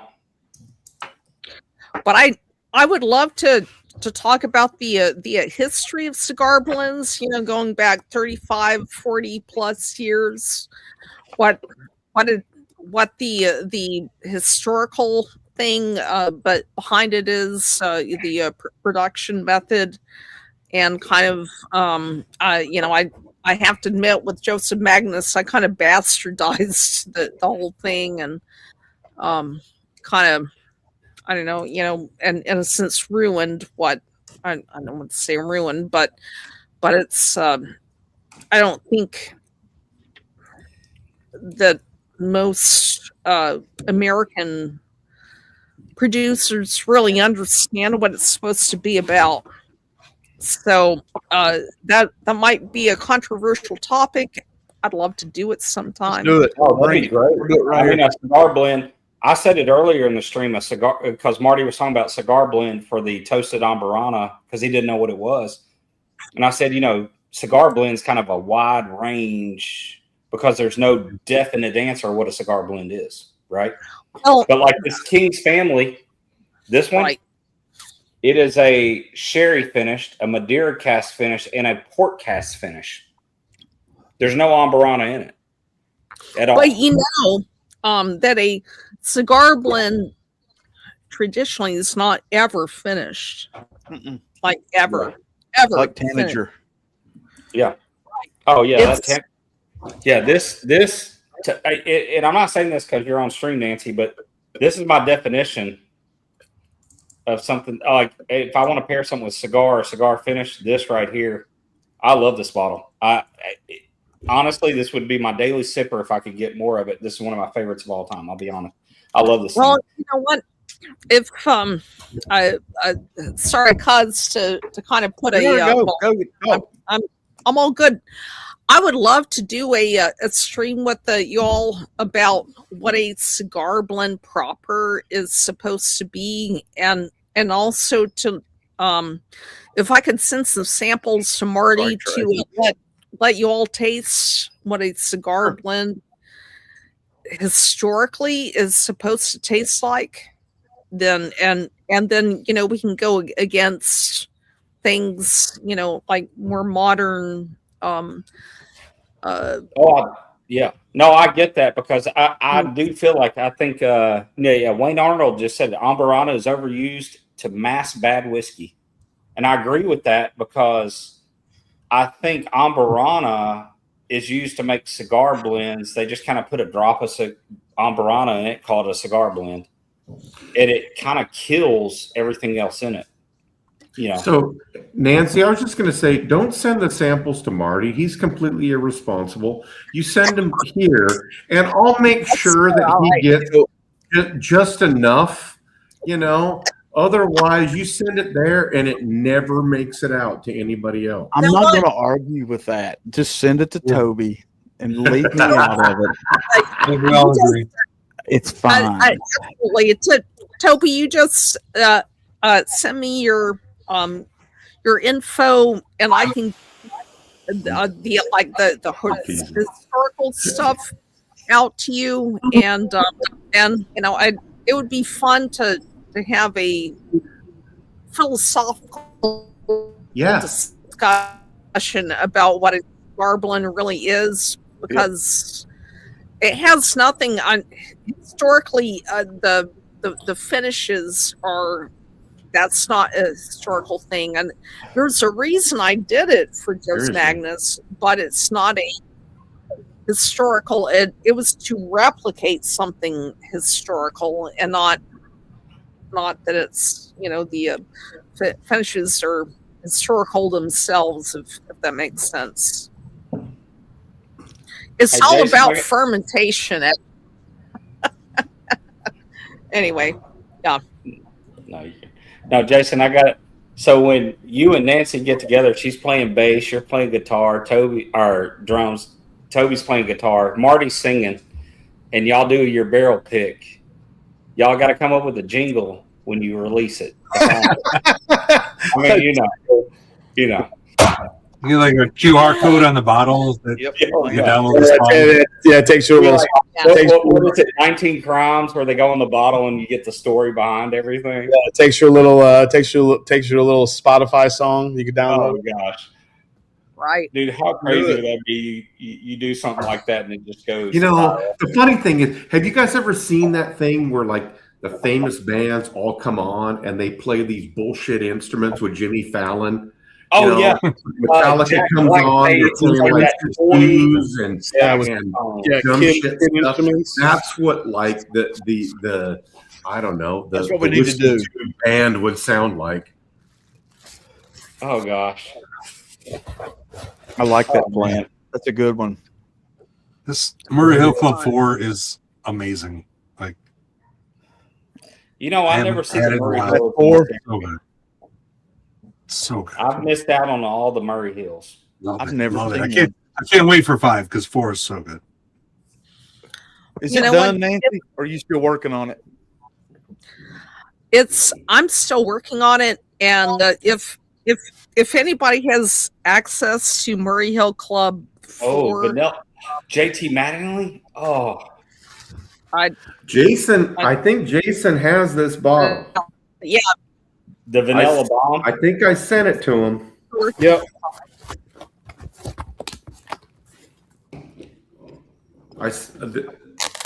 Nancy, what were you asking? 375. Hold on, was Nancy was asking? Goes up, I think. Yeah. So I'm just waiting for a Murray Hill Club special release 5 has been in the cask since April 22nd, and I'm waiting for the next round of analysis. Right now, it is so good. Again, it's 12 to 22 years. 20 old. America. And the Ukrainian ice wine and Michigan light port, and right now it is just phenomenal. I think it kind of harkens back to Murray Hill Club special release number 1 for me. In the Pinot de Charente, but it's amazing, and it's the oldest, or the components are the oldest release that we've done so far, and I'm so excited about it, but it's definitely a work in progress right now. Is there a particular reason? I'm sure you have a long answer to this. I'm not sure, knowing you and how much you geek out about all these blends, but is there a particular reason why you wanted Ukrainian ice wine blends rather than just an ice wine from somewhere else? So, Nancy, before you answer, I just want to make note that Nancy just said Ukrainian ice wine and Michigan port in the same sentence. Yes. And I mean, that's like, if we didn't think we were nerds, that was like nerddom. That's kind of like Marty is the sexiest human on the planet. No, but one thing was said and the other thing will never be said. Two truths and a false.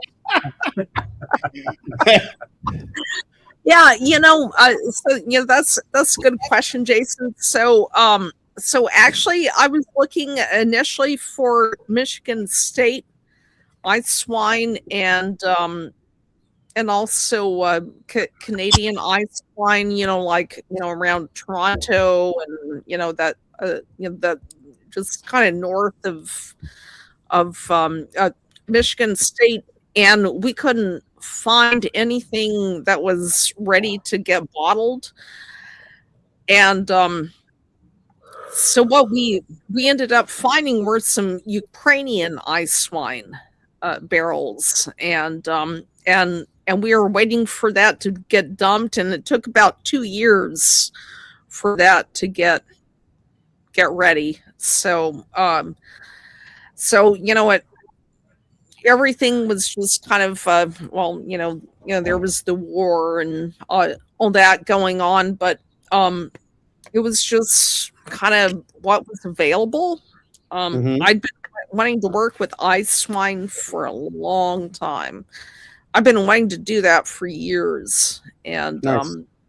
I thought Murray Hill would really be kind of a good template for that. So with Murray Hill Club special release, that this is the 5th edition and 10 years. I've just always kind of felt it's ready when it's ready, and it's one of the few things, at least with Joseph Magnus, that I've just had it like absolute discretion on. There's no timeline on it. Just when it's like a truly art piece. When it's ready, it's ready. Yeah, exactly. And take however long it takes to get the barrels. Whatever. But I'm really excited about this. I think this to me rivals the first edition, assuming we do it right. Assuming we capture it at the right point. I think I've made no bones about the fact that Murray Hill Club Special number 4 and the Calvados, that if I'd captured it about 5 or 6 weeks before the dump date, it would have been perfect. Would have gotten a little bit more apple into it, and not as much of the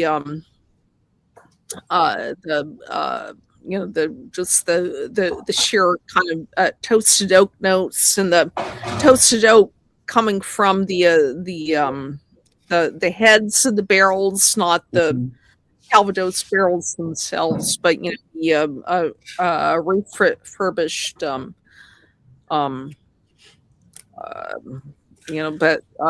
barrels, with the toasted heads. And I just got greedy with that thing. I just thought it's, and a lesson learned. And I know, since you're a producer now, you absolutely know what I mean about this stuff. You just have to be on it like a hawk. Yeah, Nancy, I'm going through that right now. I'm doing I did 2 blends. I did a rye blend of a blend of MGP and Green River Rise, cast strength, around 8 years old, and I threw those into a Char 5 light toasted French oak barrel. And then I did a blend of 8 and 9 year Wild Turkey, and I threw that into a Char 1 heavy toast barrel, also French oak. Wow! So I wanted to do like a yin and yang type of thing. Now, here's the thing: that rye is going to be done probably way before the bourbon. That bourbon's going to need more time with those Char 1 barrels. I tried the French oak, the heavy char. We tried the rye. I tried the rye after only maybe 2 or 3 months, and it already had generated such a flavor profile onto that rye whiskey. I mean, chocolate, spice, viscosity, everything I was looking for. But I'm like, do I let it keep going? Like, what happens when we just leave it in there? So I got a little scared. I got a little gun shy. So I dumped 3 of them into a tank because there's only 5 barrels. I dumped 3 into a tank, and I'm letting 2 more go through the summertime to see what types of influences I get from those last 2 for another few months in hot weather. And then it's just a way for me to learn and also gauge it. If I have to blend with the heavy char, I can, but it's more of a learning experience for me. I want to see what it does. So y'all talk about ice wine. You talk about French oak. One of my favorite ice wines I've ever had is the barrel French oak ice wine finish from Oh Tate. wow. That thing, it's insanely good. And the only other thing that I think holds a candle to it, which I'm pairing with it right now, is the Ryconic ice wine blend. But the French oak and ice wine together, this is the first time I've ever had it. I don't know anyone else that's ever done it. That's insanely good.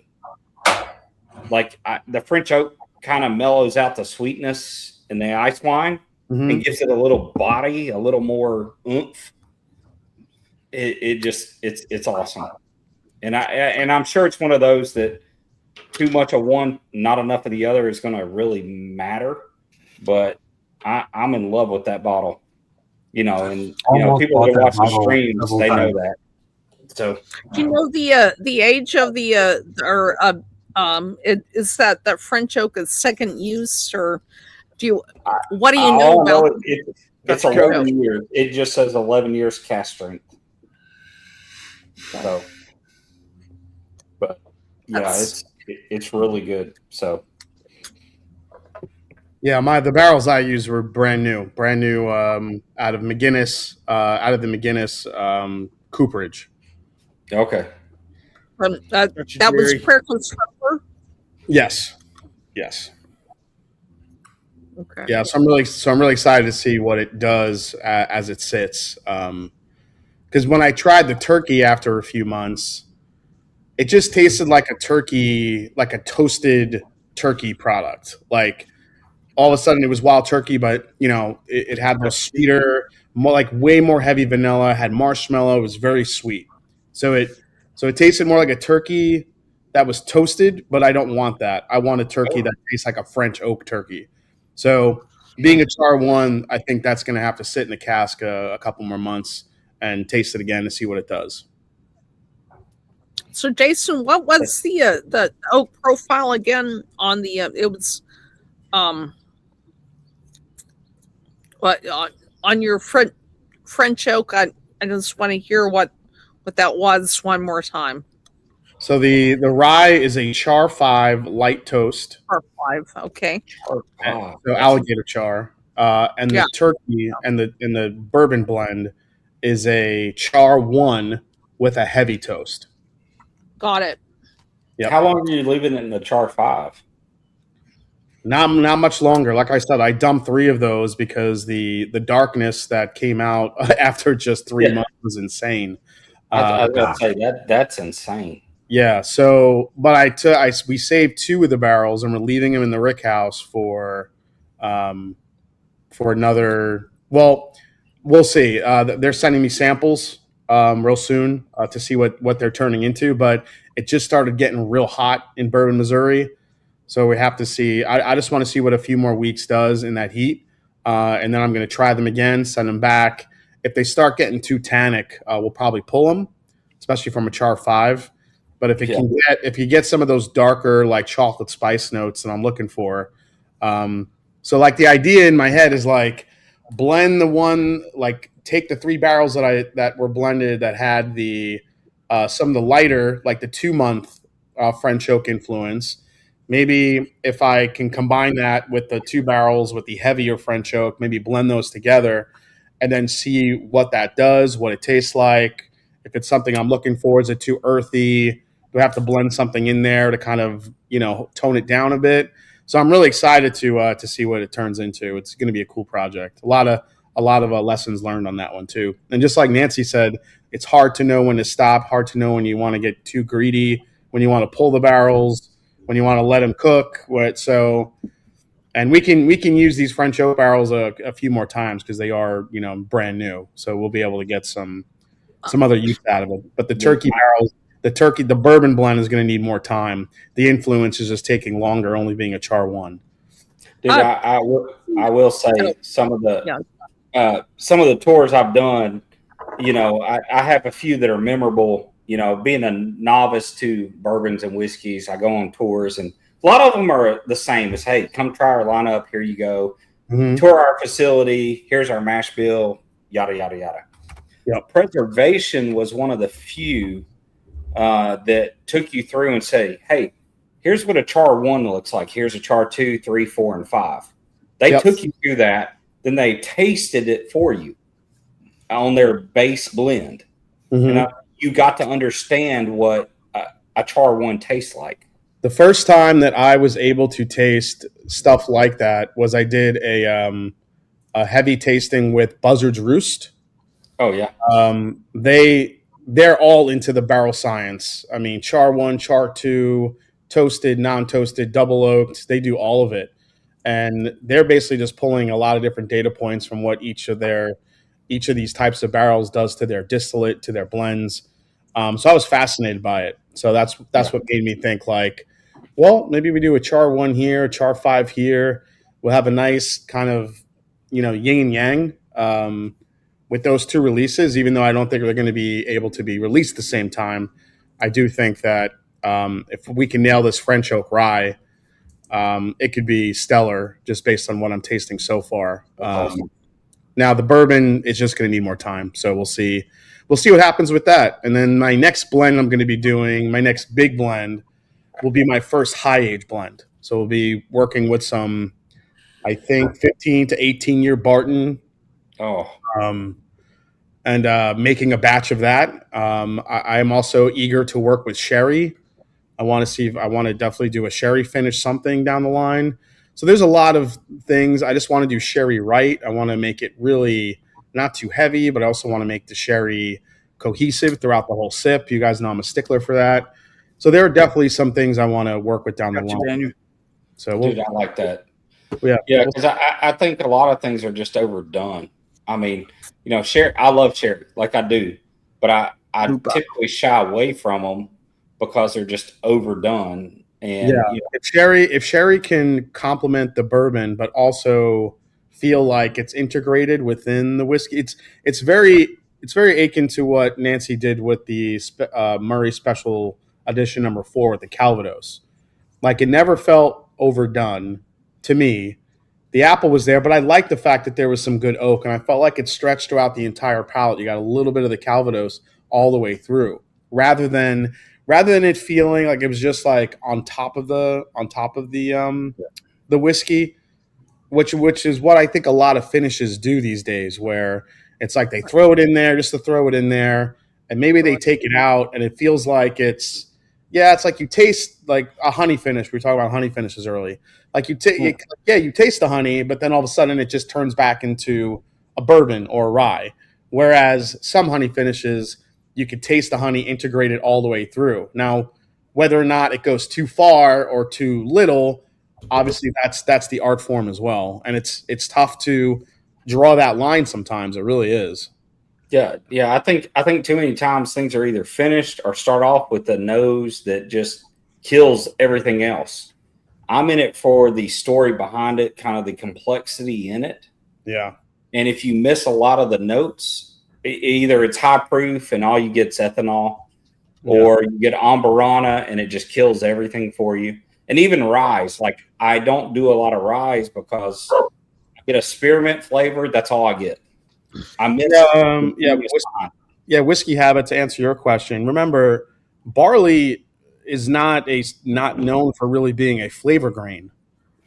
So, when you're talking about sherry and Scotch, obviously unless it's it's peated Scotch or peated malt, remember Scotch producers rely on the bourbon cask or the sherry cask to really give it the flavor. Now, the quality of barley can make a big difference, and obviously whether it's peated or not. I nailed it before you said it in the chat. Yeah, because there you go. Sherry finish is the primary barrel finish for the non-peated outside. Yeah, barley's not It starts its maturation life in those casks. It's not a finishing cask as well. And you know what? Jason's getting at. It's I personally think barley is more complex than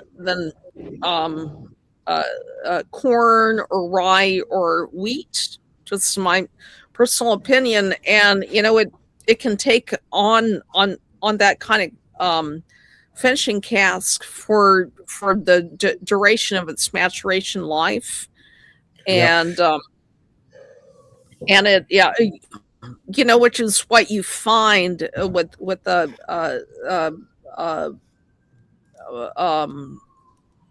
malted barley, whether it's Scotch or American single malt whiskeys or whatever is that it's not just a finishing cask kind of thing, and so you have a bigger opportunity for oxidized aromas to arise. So the first year or so, or you're getting the notes from the sherry cask itself, but over time you're getting more of the oxidized aromas from that.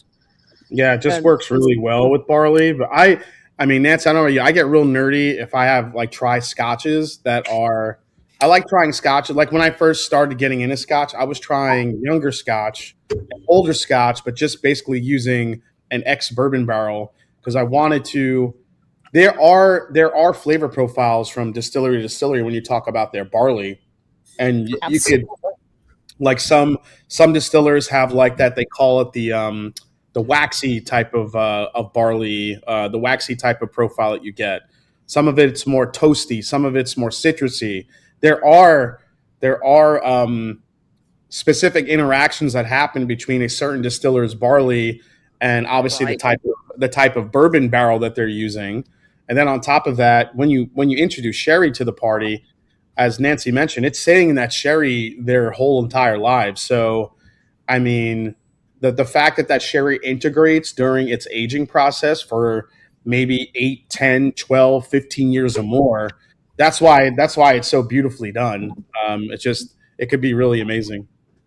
Yeah, and the varietal of barley, if it's Golden Promise or there are a number of barley varietals that are used commonly too. That those two have certain qualities to them that kind of give certain characters. But I definitely agree with you, Jason. That's what you said. I think it's spot on, and but that I just add the varietal itself, just like in in the American space, where we look at different varietals of corn or rye or wheat and such, and how that affects the whole experience. My apologies, gentlemen. I'm going to have to run right now. I just got to walk. Don't run. You've had too much to drink to be running. Just walk. Yes, sir. I've had. You walk. Yeah. But that said, I got an important call that I need to take. I love fall, and Nancy, we'll do the blend stream real soon. I'll get with you. Yeah, that'd be sure. Cool. That'd be awesome. Well, good night, Nancy. See you, Nancy.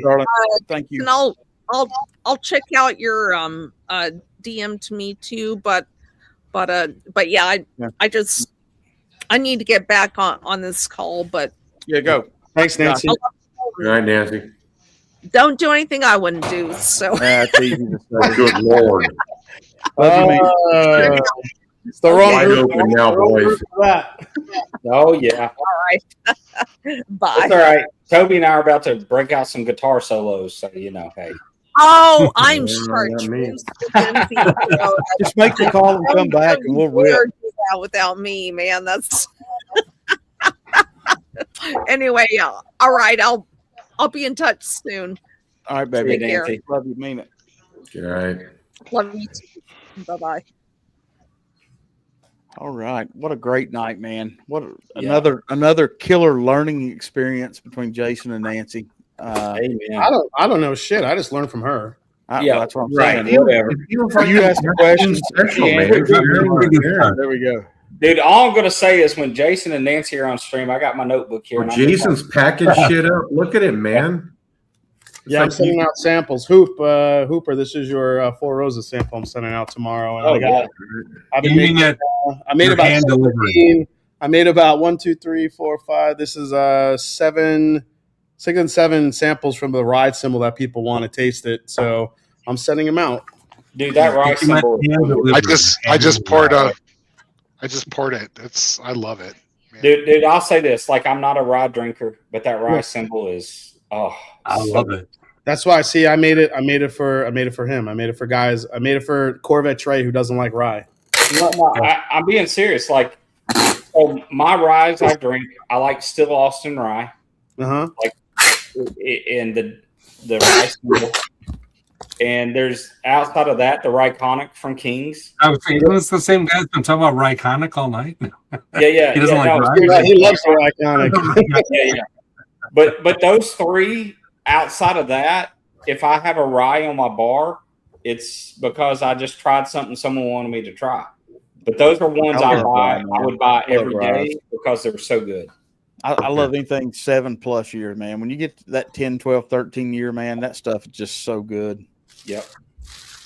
All right, let's waste some. We've been going for 3.5 hours. We need to spin the wheel. Come on.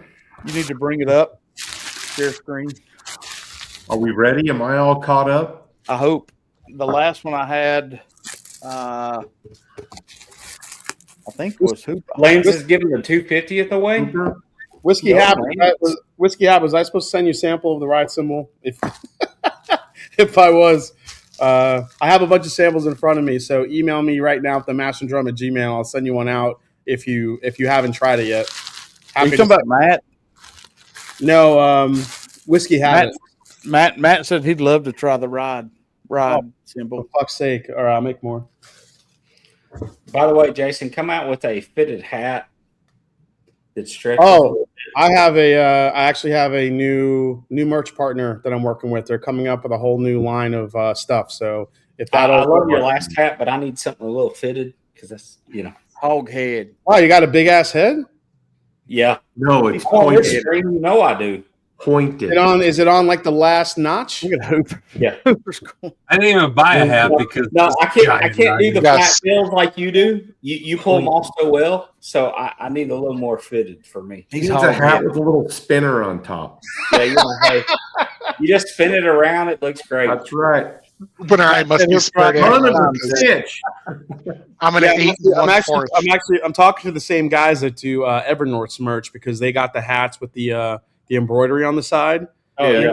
So that's what I want to try to do, and they also I have ideas for like all my releases for Drum Key. It should be pretty cool. So we'll see what they come up with. I should I will say Evernorth, and I think McBrayer has some great merch. Yeah, they have some nice stuff, and I'm tired of piecing it all together from different places. Sure. I'm gonna have one place where everybody can order stuff, and it'll be. Awesome.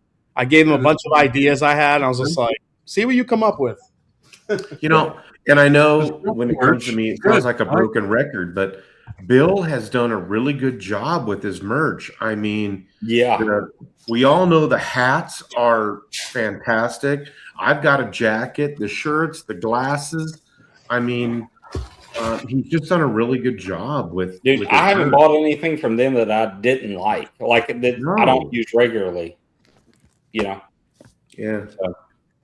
And I love Jason's hat, but I'm not a flat bill guy, so it's kind of like you're supposed to curve the bill. Why do people wear? I do, but at the same time, I do like it though. I do like your hat. It's a cool logo. Well, I'm trying to get, like you said, the stretch hats with some embroidery on. So I want to do like the logo. It says Drum Key Spirits on the side, or kind of vice versa. I just want to be able to like have that. It's better than that whiskey nose stuff. I mean, hey.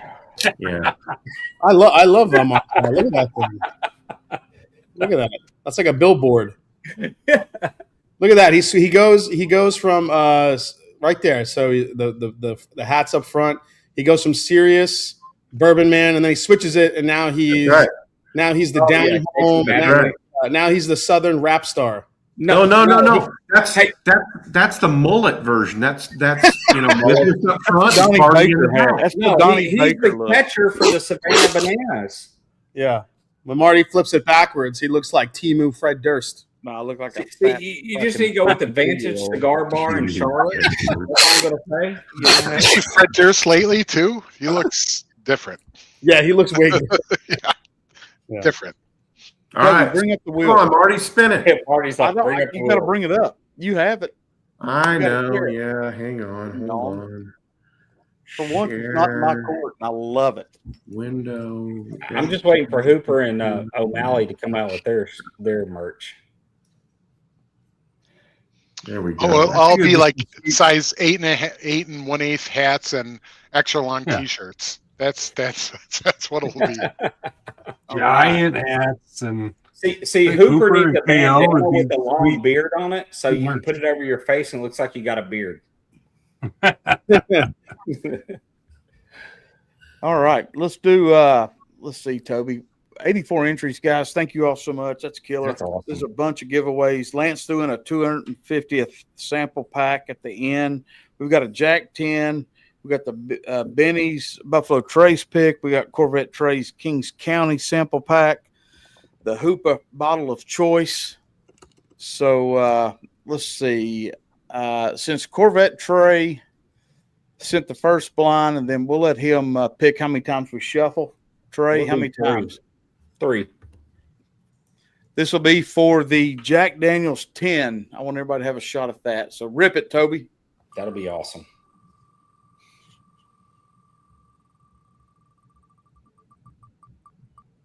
Oh, James Lay. Nice. James, email me at whiskeynose21@gmail.com. All right.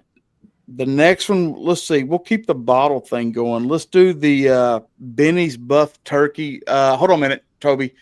Hooper, how many times do we shuffle? 7. Benny's Buffalo Trace, not Buff Turkey. Not Buff Turkey. 7. Buffalo Trace. Buffalo Trace, not Buff Turkey.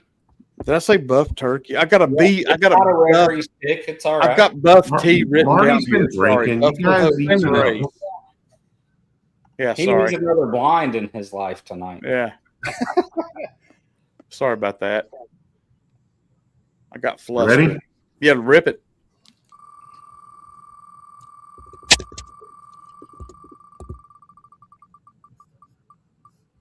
Under. No, yeah, Gundy. Thunderstruck. Oh, yeah. Thunderstruck. Nice, Eric. Congrats. And he got those McBrares tonight, too. Dang. Yeah, he he's did. He liked them. Okay, shuffle 3 times, Toby, and this will be the Hooper bottle of choice. This will be between the Jack Daniels Barrel Proof Rye and the Old Forester Single Barrel. Right. And put it in Go. chat which one you want. Round and round it goes. Where it stops, nobody knows. right. Oh, Gundry. Gundry. There we go. Gundry, if you're here, put it in chat which one you want, buddy. Oh, yeah. We need to know. Yep. Yeah, I can't see the chat right now, but y'all watch it, and if you I see it, let can. me know. Oh, no hurry if he's not here. All right, this is for the Corvette Trey's Kings County sample pack. Toby, shuffle it 3 times. There's a lot in this one. Yeah, this is a banger pack too, man. Yeah, So's this is Lance's. This is an expansive sample pack. Chad G. Get it, Chad? Expansive. Yeah, there's probably, you know what? I'll do the whole freaking lineup. I think there's like 11 bottles. So, Boom. Yeah, email me whiskeynose21@gmail.com and I'll get your info over to Corvette Trey. All right. Last one is the Lance 250th sample pack, banger stuff. 3 times shuffle, Toby, and we'll rip it.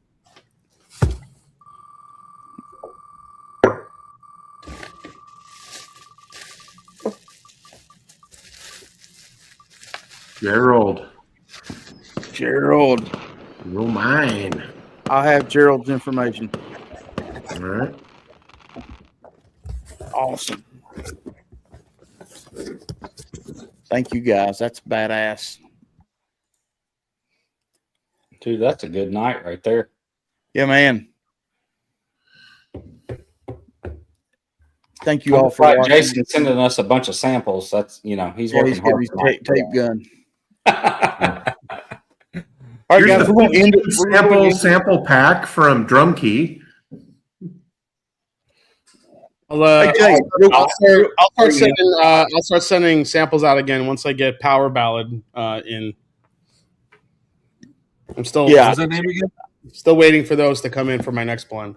I'll review it. Jason, did you get the blend you needed to do the wild card tomorrow night? Or are you waiting another? I'm not live tomorrow night. That's right. You're out of town. That's traveling. Right. But I did get the batch of so the following week the wild card's happening for sure. Okay, perfect.